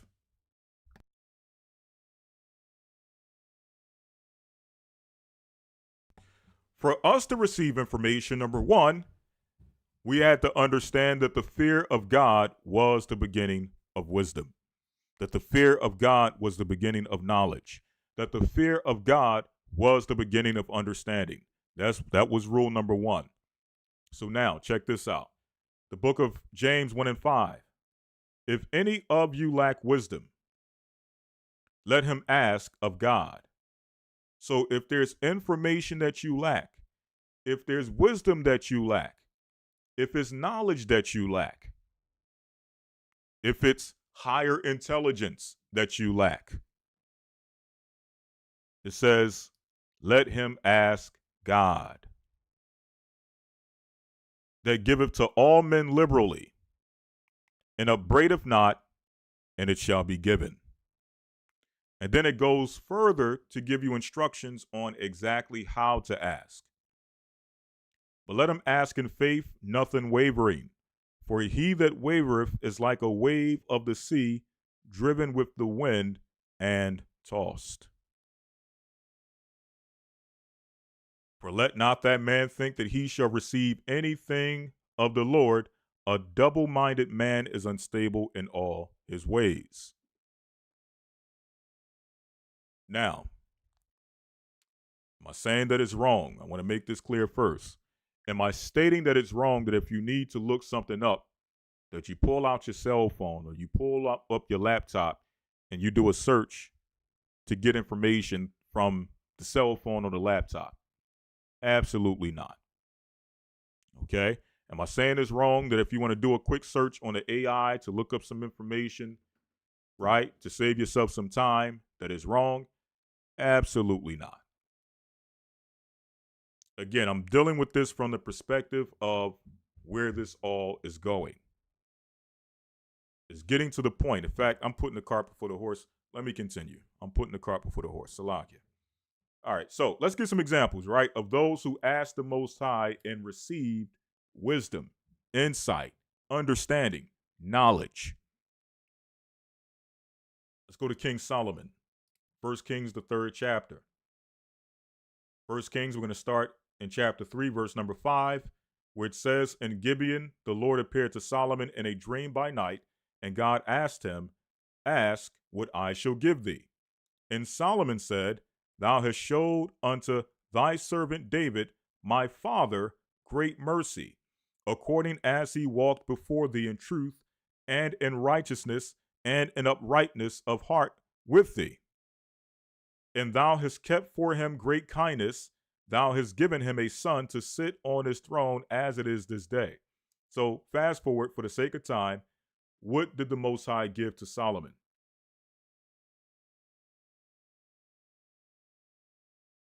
Let's jump down to verse 8. It says, And thy servant is in the midst of thy people, which thou hast chosen, a great people that cannot be numbered or counted for multitude. Therefore thy servant, give therefore thy servant an understanding heart to judge thy people, that I may discern between good and bad. For who is able to judge this, thy so great a people? Now, before Solomon went off and started worshiping the gods of his wives, Solomon understood that in order to receive intellect, wisdom, understanding, high intelligence, that he had to seek at the mouth of the Most High.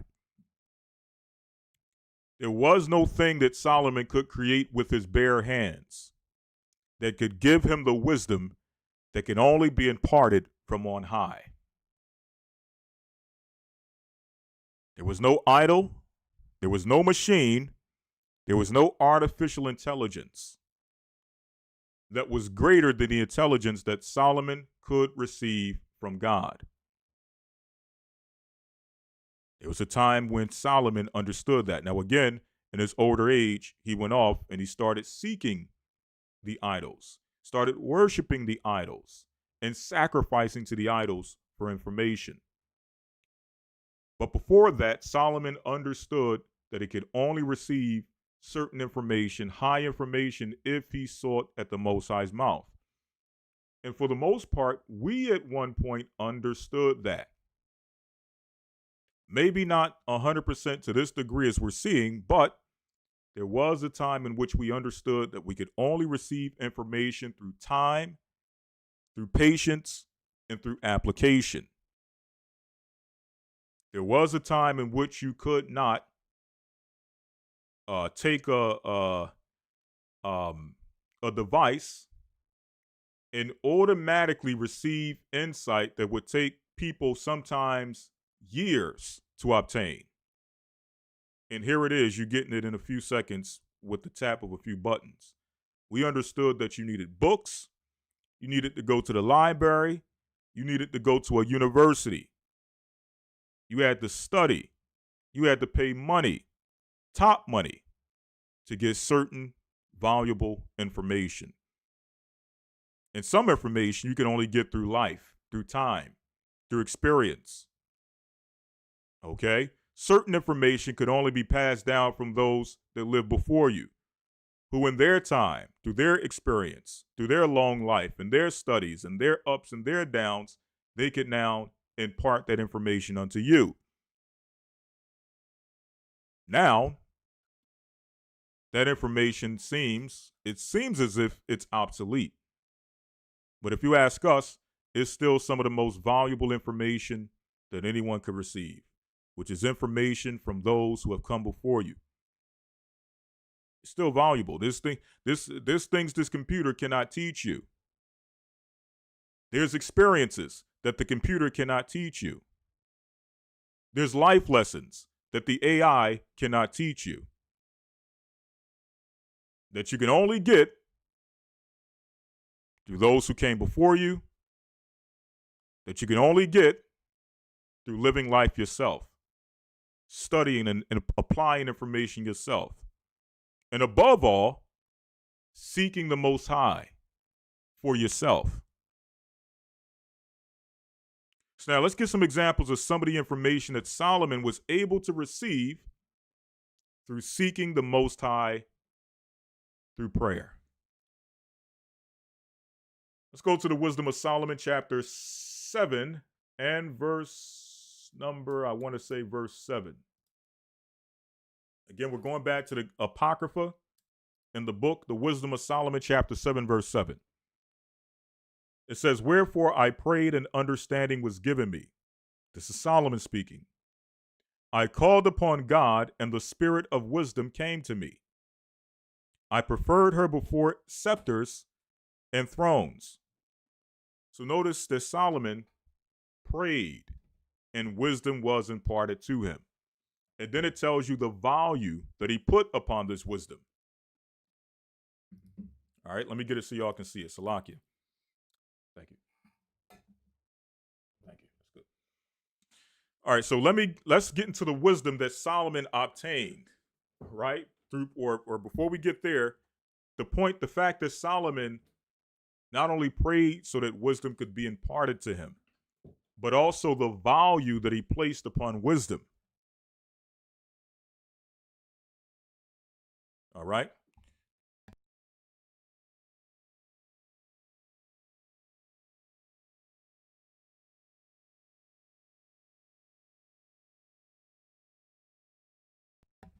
All right, so moving on. It says, "I preferred her before scepters and thrones and esteemed riches, nothing in comparison of her. Neither compared I unto her any precious stone, because all gold in respect to her is as little sand, and silver shall be counted as clay before her." So Solomon understood the value of godly wisdom. And I have to make that clear because what? The knowledge of wickedness is not wisdom. There's a lot of knowledge out there, but not enough wisdom. Which is what? The application, the proper application of that knowledge that you obtain. Okay?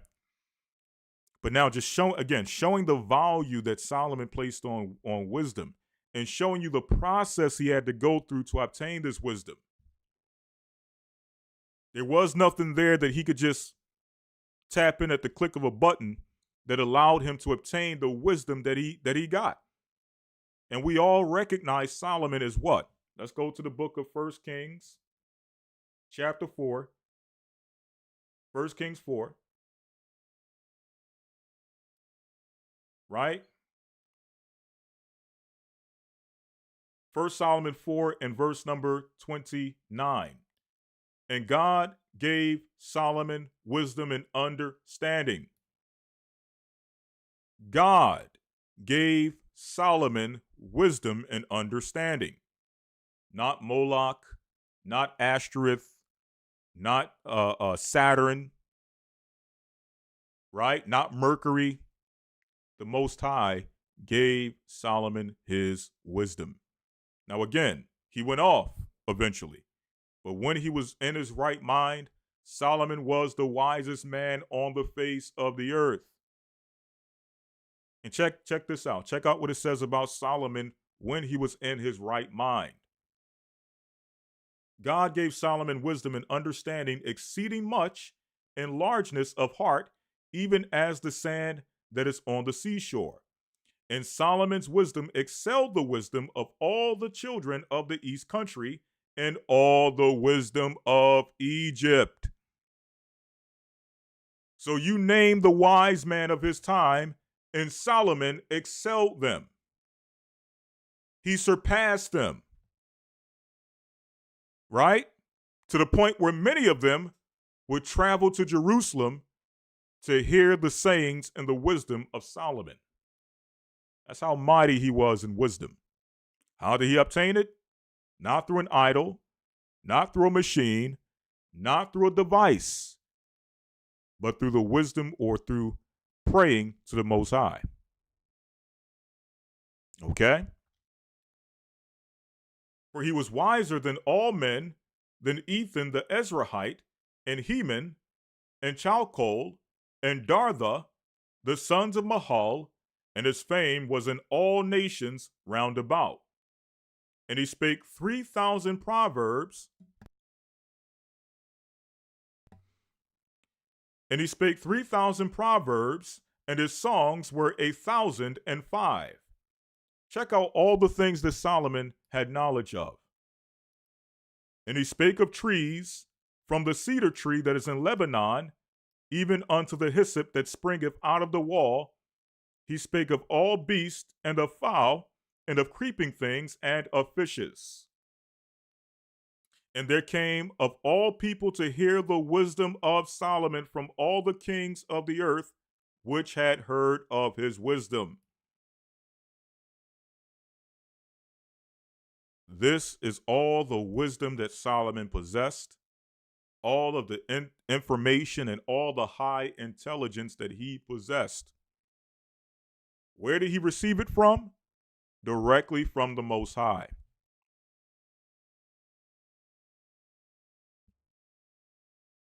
Now let's go back to the wisdom of Solomon. Let's jump down. Again, this is explaining the diligence and the value that Solomon put upon wisdom, true understanding. Okay? It wasn't something that he just tapped up and in a few minutes it generated responses, and there was no telling where, what's the source for this? Where's this coming from? Is this true? Is this false? Okay? It wasn't information that was left up to chance that you'll pull it up today and you're studying it today and tomorrow you're tossing it to the side. That's not the value that Solomon, or the lack of value that Solomon placed on wisdom. He actually sought it. It says, he said, take wisdom as your kinswoman. Okay? That's the love he had for wisdom. Right? So we sought this wisdom, and check this out. Check out what the Most High showed him. And tell me if this is not the same thing that they're trying, or the same knowledge they're trying to obtain today through AI, or they're trying to impart into AI.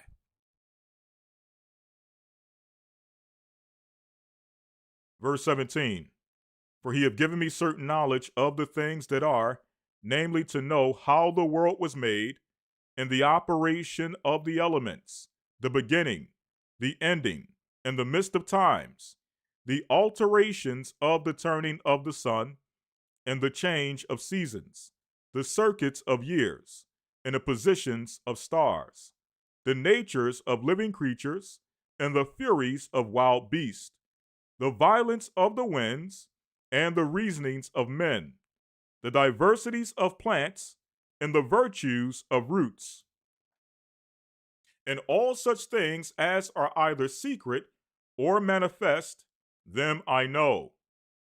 For wisdom, which is the worker of all things, taught me.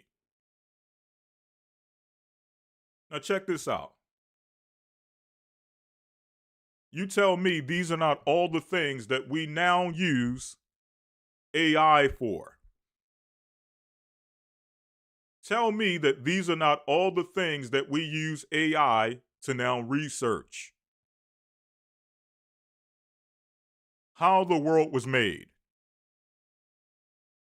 Here it is, the Bible tells you how the earth was made, but here it is, we're going to AI with some of the deepest questions, some of the deepest philosophical questions that man has ever had about this life. Okay? Siri, can you tell me how the earth was made? Copilot, can you tell me the origin of life? What's the other thing? Chat GPT, can you give me some insight on the meaning of life? Is there life on other planets? How long have we been here? You go into a machine, and again, if you decide to do so for whatever reason, for research purposes, there's nothing wrong with that. Absolutely nothing wrong with that. But you're going to a man-made machine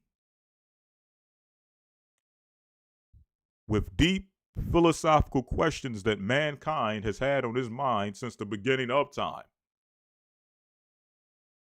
Most of which can be answered by a simple perusing through the Bible. Most of which can be received by what? Searching the Word of,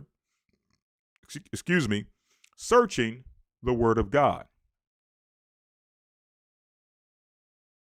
That can be received through what? Prayer, fasting, placing a value on wisdom as Solomon did.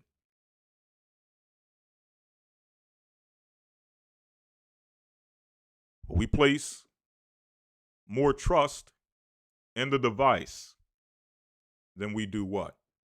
Research, personal research, time. And I know we're living in a time in which everything is moving, or it seems like everything is moving at a fast pace. It seems like as soon as you get up, it's time to go back to sleep. I get it. Okay, but a lot of that, believe it or not, a lot of time seems like it's going by fast because a lot of time is spent where? In gigabyte land. You spend a lot of time in gigabyte land, and before you know it, I mean, you're going to be sitting there looking at the phone, and an hour and a half go by, and you just asking yourself, what just happened? 2 hours go by. Yo, where did the time go? Man, they must be doing something with the time. Time is speeding up. Nah, you just spent 2-3 hours looking at the cell phone. Okay, that's where your time went. Okay, I seen something yesterday. Somebody philosophizing that they did something with the time during COVID. They changed the time up. I'm like, no, the time didn't change. You changed. Okay, you spending all that time on the devices. I mean, hours are wasting away. Okay, so the thing is this. Point I'm making is that I know that things seem like they're moving at a faster pace, and we need things immediately. And again, the resources that we have at our fingertips, again, these things can be used for positivity. They can be used for good. And if you're researching information pertaining to the Most High and the bringing forth of his kingdom, there's absolutely nothing wrong with using these devices. But this is a warning to let everyone know to be careful. Because yes, right now we're able to use it. We're able to listen. There's a scripture that I got, is right there at the tip of my head, and I can't really use the Eastward to look it up because I can't get the wording right. Right? So if I pull up this Copilot and I kind of type it in vaguely, it'll give me some results to where I can look in the right direction. Right? I get it. Okay? Absolutely nothing wrong with it. The point I'm getting to is the fact that with everything that's introduced into society, as much as there is a positive, what's the word I'm looking for? As much as it can be used as a benefit, We have to always remember that there is an ultimate goal, which means our detriment, which means our destruction. And it just so happens with this so-called AI that it's not, it wasn't just created so you can look up a scripture that you can't remember. It wasn't just created so that you can create cool little videos and cool little images and create books here and there. It can be used for that, and it's good if you use it for that, but that wasn't its ultimate intention. The intent of AI, that the purpose for AI's creation is to rival mankind's existence. That's the purpose of AI. Is to rival your very existence. Right now, as we speak, they're talking about how these, what do they call it? The AI, what do they call it? The power stations or whatever stations they use for this AI technology that is contaminating the water. And it takes thousands, tens of hundreds of thousands of gallons of water for these I don't want to call them factories. Is a word I'm looking for, right there at the tip of my tongue. I know somebody will put it in the chat. But these places where they use to produce energy for the AI technology to work, it's taking hundreds of thousands of gallons of water for these to service these machines. So right there, what is that showing you? What is that telling you? That AI technology is rivaling mankind for resources. The AI needs your resources. It's rivaling you for your resources. You need water to survive, but so does the AI. So eventually, what do you think is going to happen when it comes to these various resources that are needed for this thing to operate and function? Who you think is going to receive the precedent or the preeminence when it comes to the necessity of these resources? Who you think is going to get, to put it plainly, who you think is going to get first dibs on the water? It's going to be the AI. Okay? So, power plants. Okay, that's what they're called. Right? The power plants.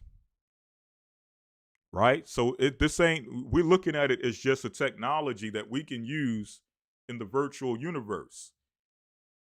But the virtual universe, the technology that's being used to fuel the virtual universe, is using very real resources. Is using real resources. Okay?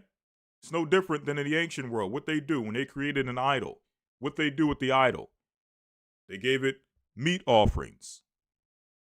They gave it drink offerings. Right? They sought that idol for information and insight. Today with the AI, they're giving it meat offerings, spiritual meat offerings. How so? How do you think the AI is getting all of its information? How do you think it's being programmed? It's using you as a resource. You are fueling AI with all the information it has. You are the meat offering. The drink offering. It needs water to operate, to function. Your water is the drink offering. Okay? Let's get back to it. So again, these are all things that we would use. Now we're using technology to research. When in the past, they had to seek the Most High.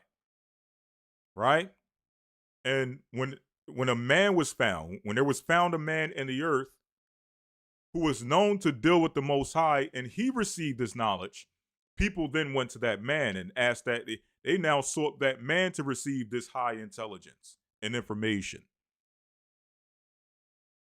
Okay? Because they understood how valuable it was. So you're going to AI to know what? How the world was made. You're going to AI to know what? The operation of the elements. You're going to AI to know what? The history of the beginning, the end, and the midst of times. You're going to the AI to ask questions about history, questions about the end. Right? You're going to AI to learn about the alterations of the turning of the sun. You're going to AI to learn about the change of seasons, the circuits of the years, the position of the stars, the nature of living creatures, and the furies of wild beasts, the violence of the winds.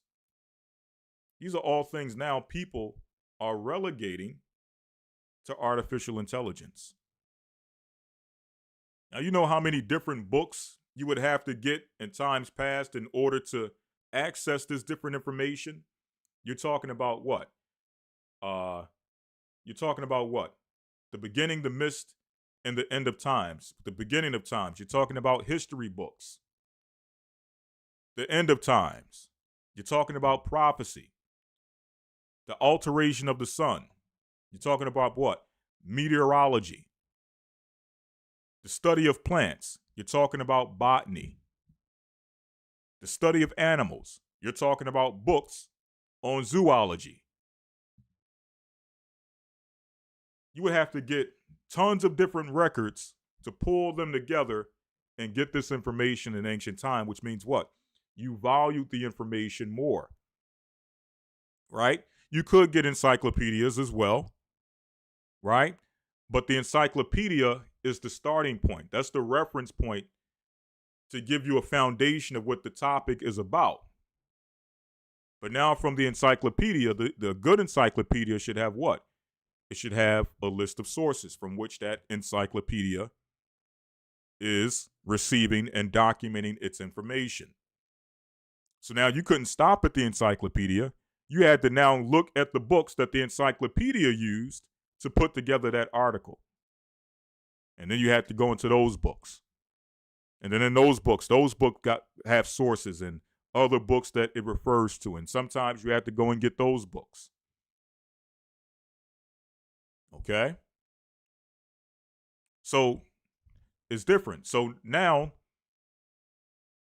even though it's good to be able to get information at your fingertips instantaneously, because it's so easy to obtain the information, is not as valued as it once was.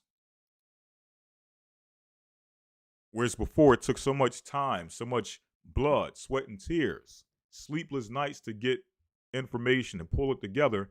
You appreciated it when you was able to crack the code. You appreciated it when you pulled it together. Now it's so quick and easy. I mean, you're able to research so many different things within the space of an hour that do you really appreciate the information after you get it? Or is it like a new toy that you get and soon afterwards you toss it to the side because it was just so easy to obtain?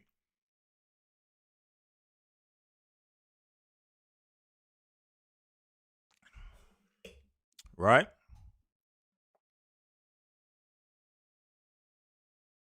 All right, moving on. I'm gonna try to speed this up a little bit. Here's another aspect of wisdom and knowledge, right? Let's go to Deuteronomy 29 and 29.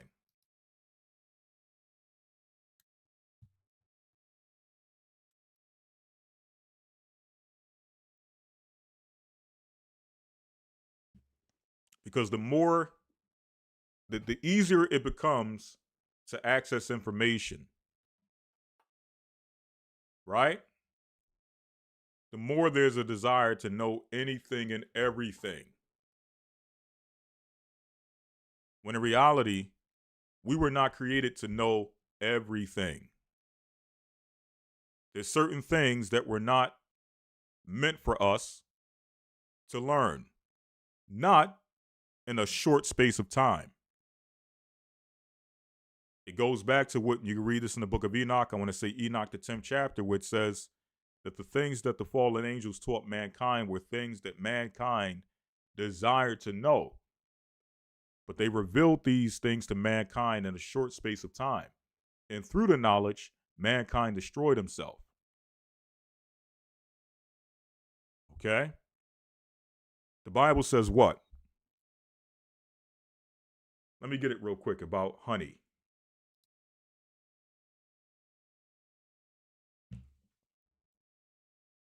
Let me get it real quick.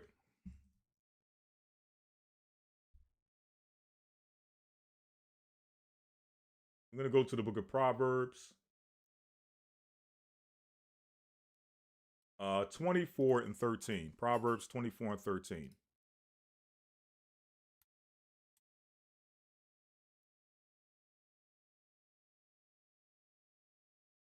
Check this out. Proverbs 24 and 13. My son, eat thou honey, because it is good, and the honeycomb, which is sweet to thy taste. So shall the knowledge of wisdom be unto thy soul.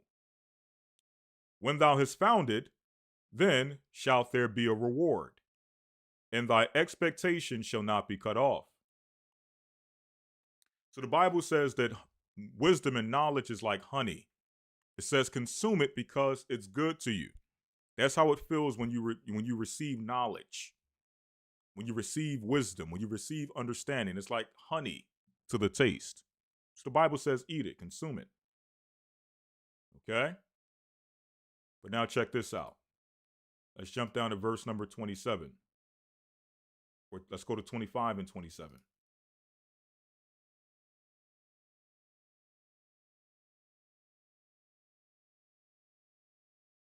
"25 and 27. It is not good to eat much honey. It is not good to eat much honey." So yes, when you get information, when the Most High is feeding you tidbits of information at a time, every time you get that new little piece of honey, or that new little drop of a honeycomb, it's sweet to the taste buds. You appreciate it. The Bible says it's not good to eat much honey. Why? Too much information at one time, what happens? Ecclesiastes 1 and let me see. Ecclesiastes 1. Let me get it. It's been a while. Verse number 18. Wisdom of Solomon, or Ecclesiastes in the Bible 1 and 18. For in much wisdom is much grief, and he that increaseth knowledge increaseth sorrow. And that's what easy access to information at your fingertips has done. Too much information at once has driven people crazy. People are depressed. People are harming themselves. Why? Because they got access to too much at once. They're able to see into too many windows at once. They're able to access too many different lives of others at once. And if you're not careful, taking in all of this information, taking in everybody's problems, taking in everybody's successes, taking in everybody's failures, taking in everybody's devastation and catastrophes all at once, and the reality is that you have no power to change anything one way or the other. You have no power to change any of these situations one way or the other. So what happens? You start to become depressed. You start to become sorrowful. Why can't my life be like this person's life? Or why is this person's life so bad? Or this is so sad. How could this happen? And how could this be happening in the world? You're taking in all these problems. With all this information, all this knowledge you're getting at your fingertips, it's coming sorrow. Okay? So yes, get information. It's like honey. It's like a bite of a honeycomb. Don't eat too much honey. Why? Because too much wisdom, too much knowledge at once, it increases sorrow. such thing as analysis paralysis. You got so many different choices at once with so much information at once, you don't do anything. It's like you get paralyzed because it's just too much going on at once in your mind. Too many ideas, too many thoughts, and it seems like too many choices to make all at once. Right? So let's get back to it. I gotta finish up. Deuteronomy 29 and 29.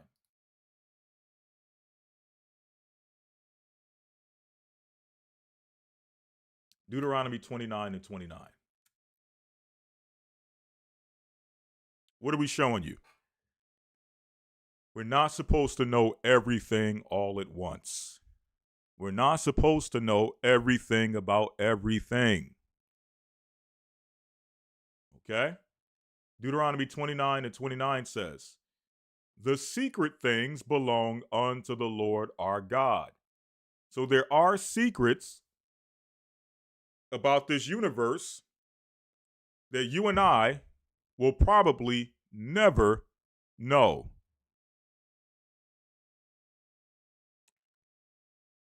There's things about this world that we'll probably never get to the bottom of. Not until we're sitting before our Lord and He decides to give us the insight to some of the questions that we've always had.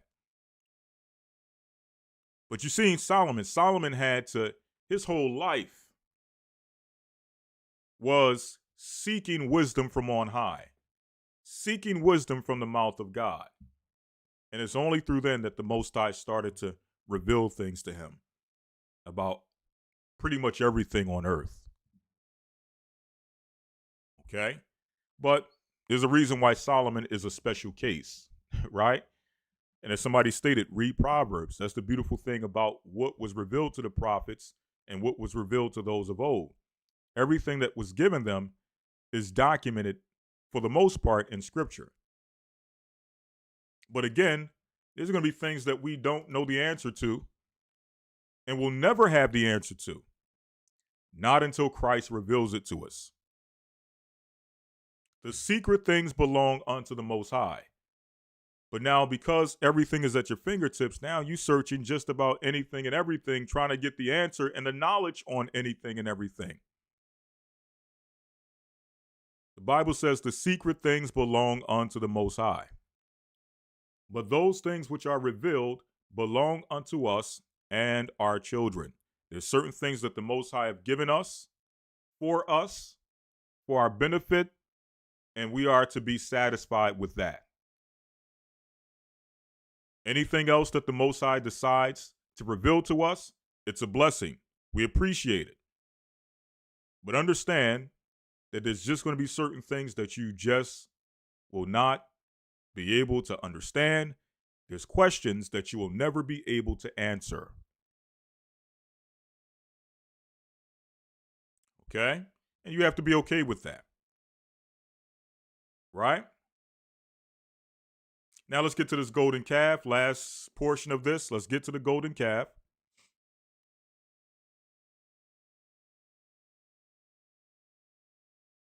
Let's go to Exodus 32.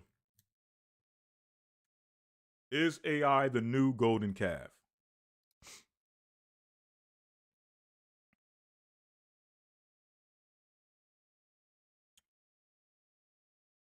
Exodus 32 and 1, which says the following. And Jacob went on his way, and the angels of God met. That's Genesis. Let me go to Exodus 32 and 1.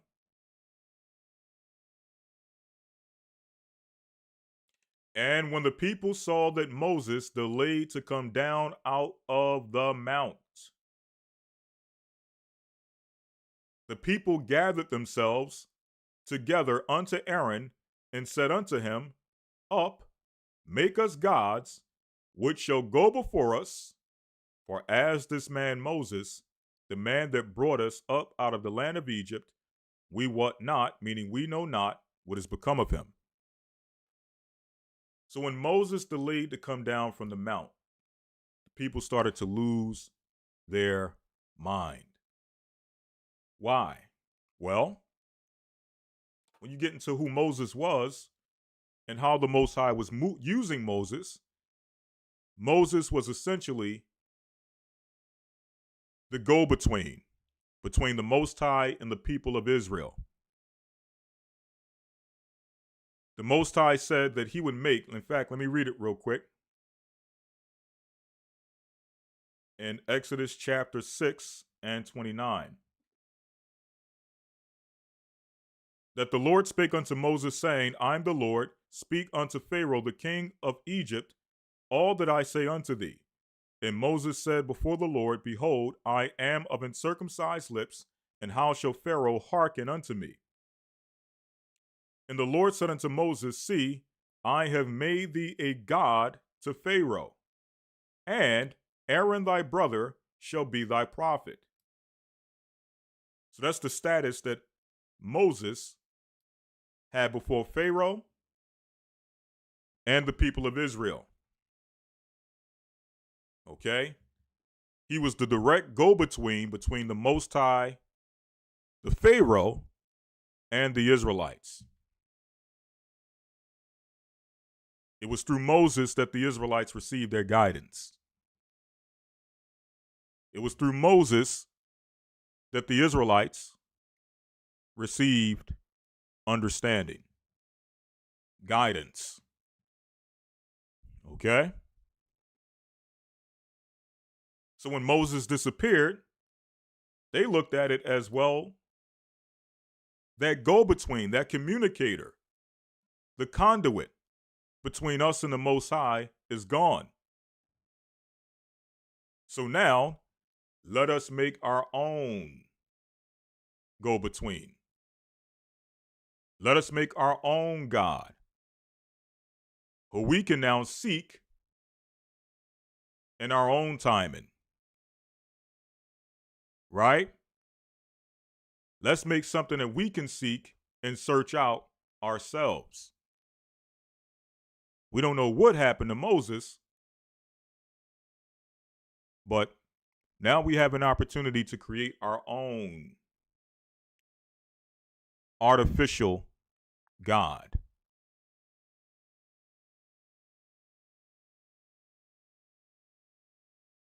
And Aaron said unto them, Break off your earrings, which are in the ears of your wives and your sons and of your daughters, and bring them to me. So now take the resources that God, the same God that you're about to rebel against, gave to you on your way out of Egypt. Remember, it was the Most High who stated what?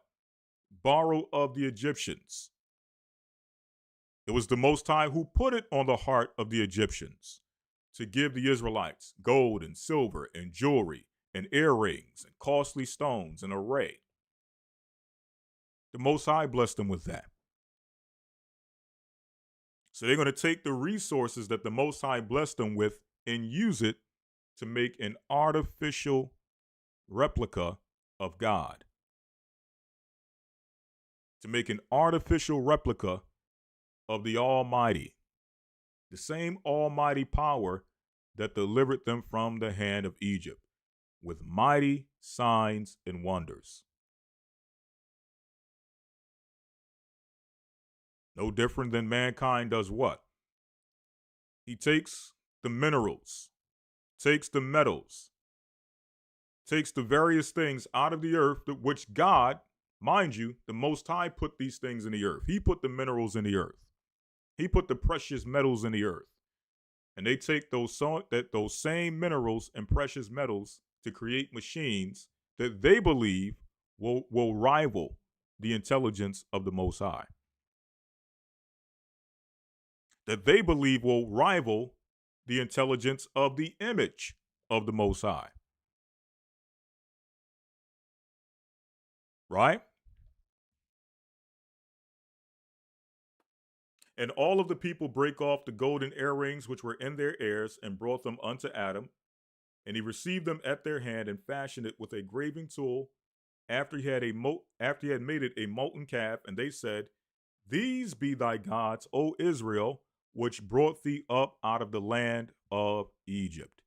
So they attributed all of the divine guidance, the divine wisdom, the deliverance, and the protection that they received being guided out of Egypt to an artificial god, a golden calf. The Most High did all the work, the real intelligence did all the work, but the artificial got all the credit.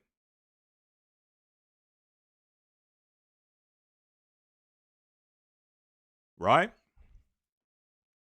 Moving on, it says here, these be thy gods, O Israel, which brought thee up out of the land of Egypt. When Aaron saw it, he built an altar before it. And Aaron made a proclamation and said, tomorrow is a feast to the Lord. And they rose up early on the morrow and offered burnt offerings and brought peace offerings. And the people sat down to drink and rose up to play.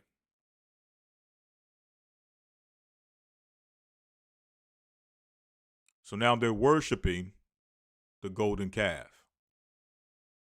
They're worshiping the artificial power, something they made with their own hands, something that they shaped, decked out, and beautified with their own hands. Now they're worshiping it. Now they're going to the golden calf with song, with dance. Now they're seeking the same exact guidance and wisdom they would seek from Moses. Now they're seeking it from the golden calf. Now we all know the story. We know what eventually would happen. Okay? So we don't want to go through the whole thing, but this is what we mean when we ask the question, is AI the new golden calf? Is this thing that we have created with our own hands, with the resources and the intellect that the Most High imparted in us, are we using that to create something that will not only attempt to turn us against the Most High, but that eventually will turn against us in an attempt to rival the Most High? Have we created our own destruction? Just like the people in the wilderness, through creating that idol, they eventually created their own destruction. Because many, if I'm correct, if I remember correctly, 3,000 people died as a result of creating this golden calf. Are we doing the same thing with artificial intelligence? All right, few more scriptures before we close out. Let's go to Isaiah 44:9. Let's get into the folly of idolatry. And let's see if it's any different than what we witness today with the creation of technology.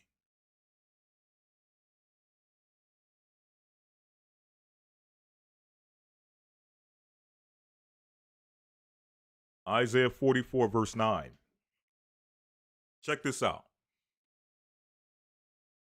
They that make a graven image, all of them are vanity. And their delectable things shall not profit, and they are their own witness. They see not, nor know, that they may be ashamed. Who have formed a god, or a molten image, or a graven image, that is profitable for nothing? Verse 11. Behold, all his fellows shall be ashamed, and the workmen, they are of men. Let them all be gathered together, let them stand up. Yet they shall fear, and they shall be ashamed together. Speaking of those who create graven images and trust in graven images. Verse 12, check this out. The smith with the tongs both worketh in the coals. So the smith being what? The blacksmith, who works with what?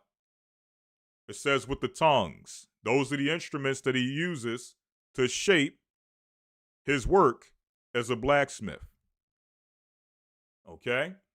So the smith with the tongs both worketh in the coals, and fashioneth it with hammers, and worketh with the strength of his arm. So this is a man using his strength and his intellect, his mind that the Most High gave him to create something that he's now going to turn around and worship.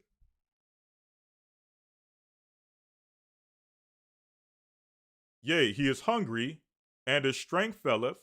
He drinketh no water, and is faint. Meaning this man works himself to exhaustion to create this idol.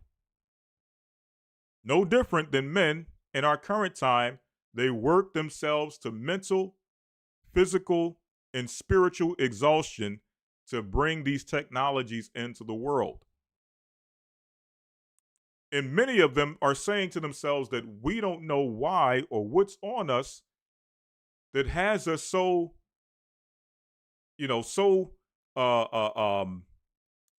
pretty much consumed with bringing this into existence. We know it's going to be a detriment eventually. We know it's going to harm us eventually. But there's just something on us, consuming us to bring this into the earth, to bring this to pass. Right? So they labor into utter exhaustion, attempting to bring forth this idol, or in our time, this new technology into the earth. Right? The carpenter stretcheth out his rule, he maketh it with a line. He fitteth it with planes, and marketh it out with the compass, and maketh it as the figure of a man, according to the beauty of a man.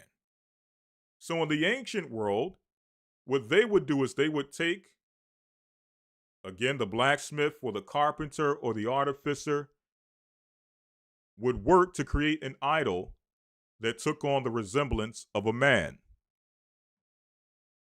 Today we call them statues. Right? And they would worship this idol that they created, that they shaped in the image or the resemblance of a man. Now, when you look at artificial intelligence, when you look at some of the things they're creating these things in what?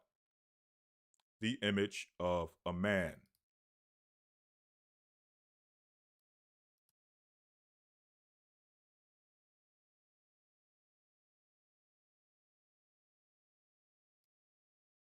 Okay? They're creating these things in the image of a man. In fact, they're trying their best to make these things as lifelike or as manlike as possible. You see?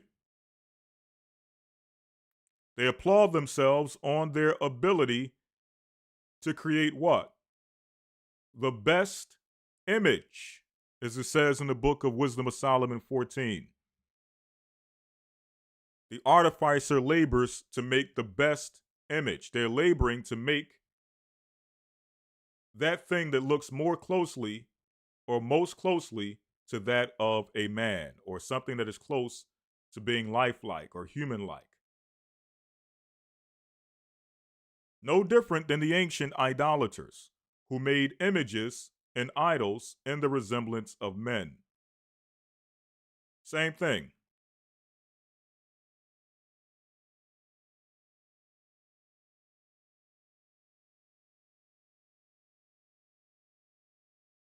It goes on to say that it remained in the house, that they would put these things in their homes, these idols, these statues.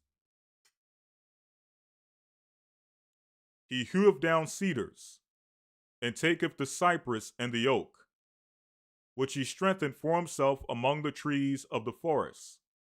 He planteth an ash, and the rain doth nourish it. So in other words, it's speaking about how this man who's creating the idol, he's going out. He's the one that's doing all the work to chop down the tree. He's doing all the work to now shape that tree into a resemblance of a man. He's even going out and planting his own trees so that he can make more idols. The man is doing all the work. But now check this out. Verse number 15. He's doing all the labor. Right? And remember, again, it's his intellect that's bringing this into existence. It's his intelligence as a man, and his ability as a man that's bringing this into existence.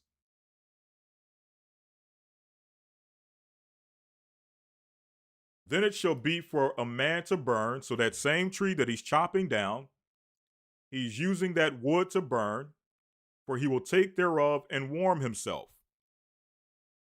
So that same tree that he chopped down for wood, some of the wood he's going to use to put on the fireplace to keep himself warm. Yea, he kindleth it and baketh bread. Some of that wood he's going to use to put in the wood oven and make himself something to eat. Yea, he maketh a god and worshipeth it. So the same wood he's using to feed himself and to keep himself warm, he's going to use the same exact wood to create for himself a god. Which again goes back to what? When you're talking about in modern times, the same resources, the same metals, and the same things that mankind would use for his benefit, he's now going to take those same things and use it to create a machine that's going to rival him. That now he's going to be sitting and kneeling at the feet of, asking questions, trying to get insight, trying to get intelligence from a machine that he created. You gave the machine its power. You gave it its wisdom. You gave the machine its life. And now you're bowing to the machine, asking the machine for insight, asking the machine for guidance.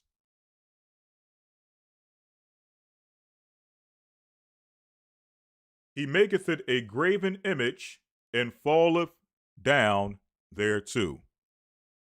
So could you imagine somebody going in the backyard, cutting down a tree? Keep in mind, it was his power that cut the tree down. The tree itself, yes, a tree has life, but once you cut it down, that thing is lifeless. Okay?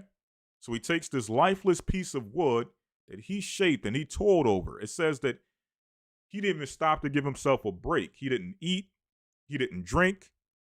He's over the fire, so he's exhausted to bring this thing to pass, to bring this thing into existence. And after all that, he's now going to bow down and worship it. Right?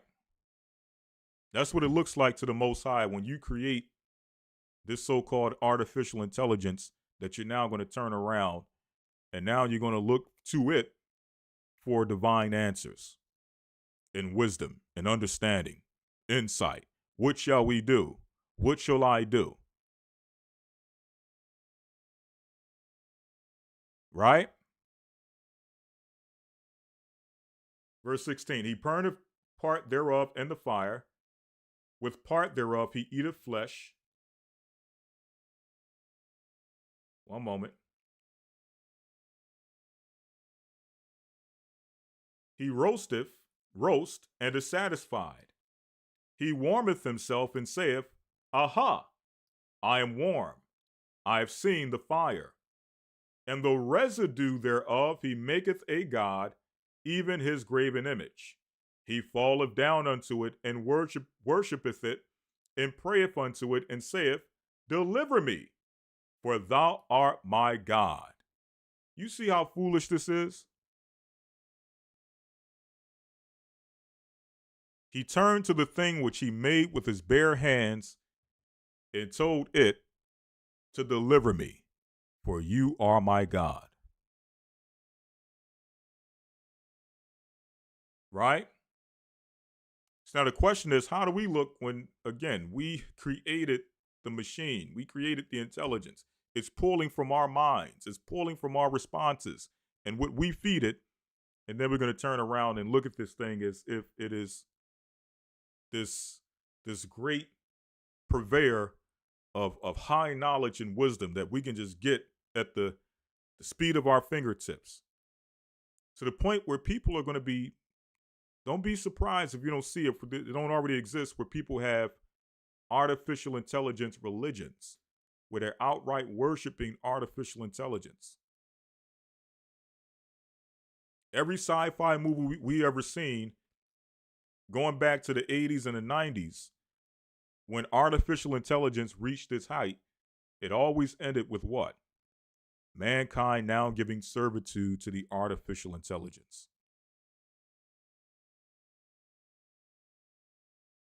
Right? So is this the direction we're going in? Is this what the world is turning to, where now our dependence will not be on the Most High and what He can reveal to us, but what the AI can reveal to us? And for those who think that way, those who believe that the AI will be of a greater service to them, the Bible says this, last two scriptures.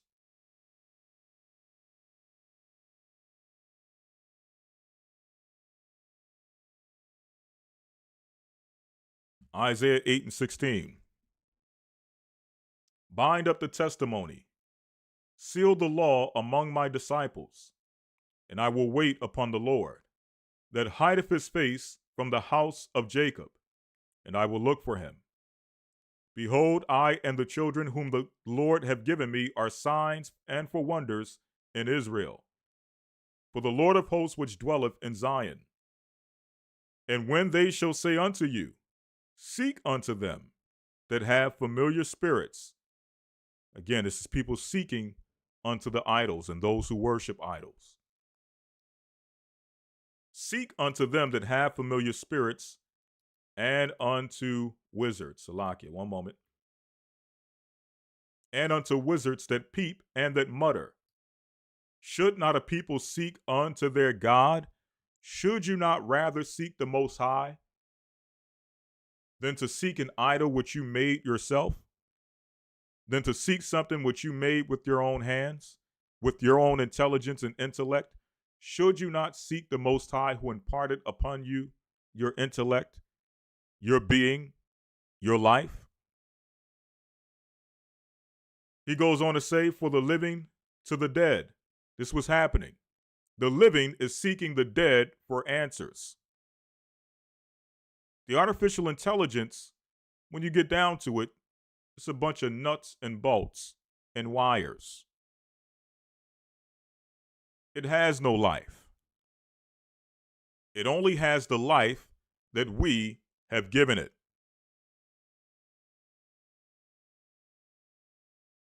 So it's the living seeking the dead for answers. The Most High goes on to say what? To the law and to the testimony, if they speak not according to this word, it is because there is no light in them. So the time is going to come in which we're going to have to rely on the God who gave us what? The law and the testimony, the gospel. And it's from that we're going to be responsible, or we're going to need to seek our answers, to seek for guidance, to seek for understanding and information. Because for us, the more society advances, in order for us to survive, we're going to have to pull away and start getting used to the old way. As the Bible says, they shall seek the old ways and the old paths. We're going to have to learn how to survive according to the old ways before all of this technology progressed to where it is. Because it's leading to one aim and one end, one goal, which is what? The mark of the beast. That's where all of this is going. So now, last scripture, Isaiah 47:10.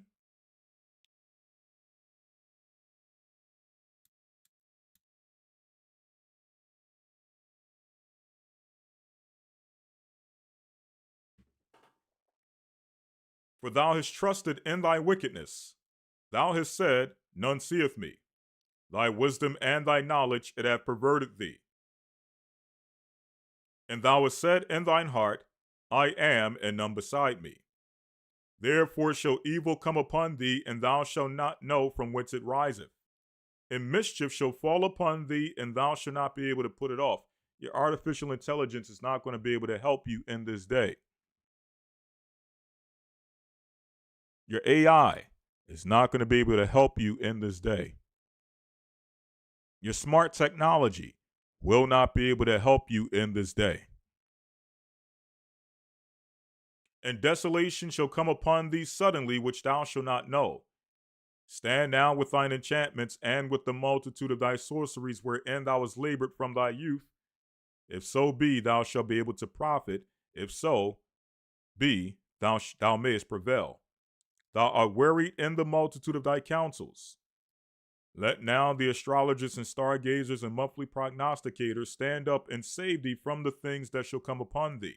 Behold, they shall be as stubble. The fire shall burn them. They shall not deliver themselves from the power of the flame.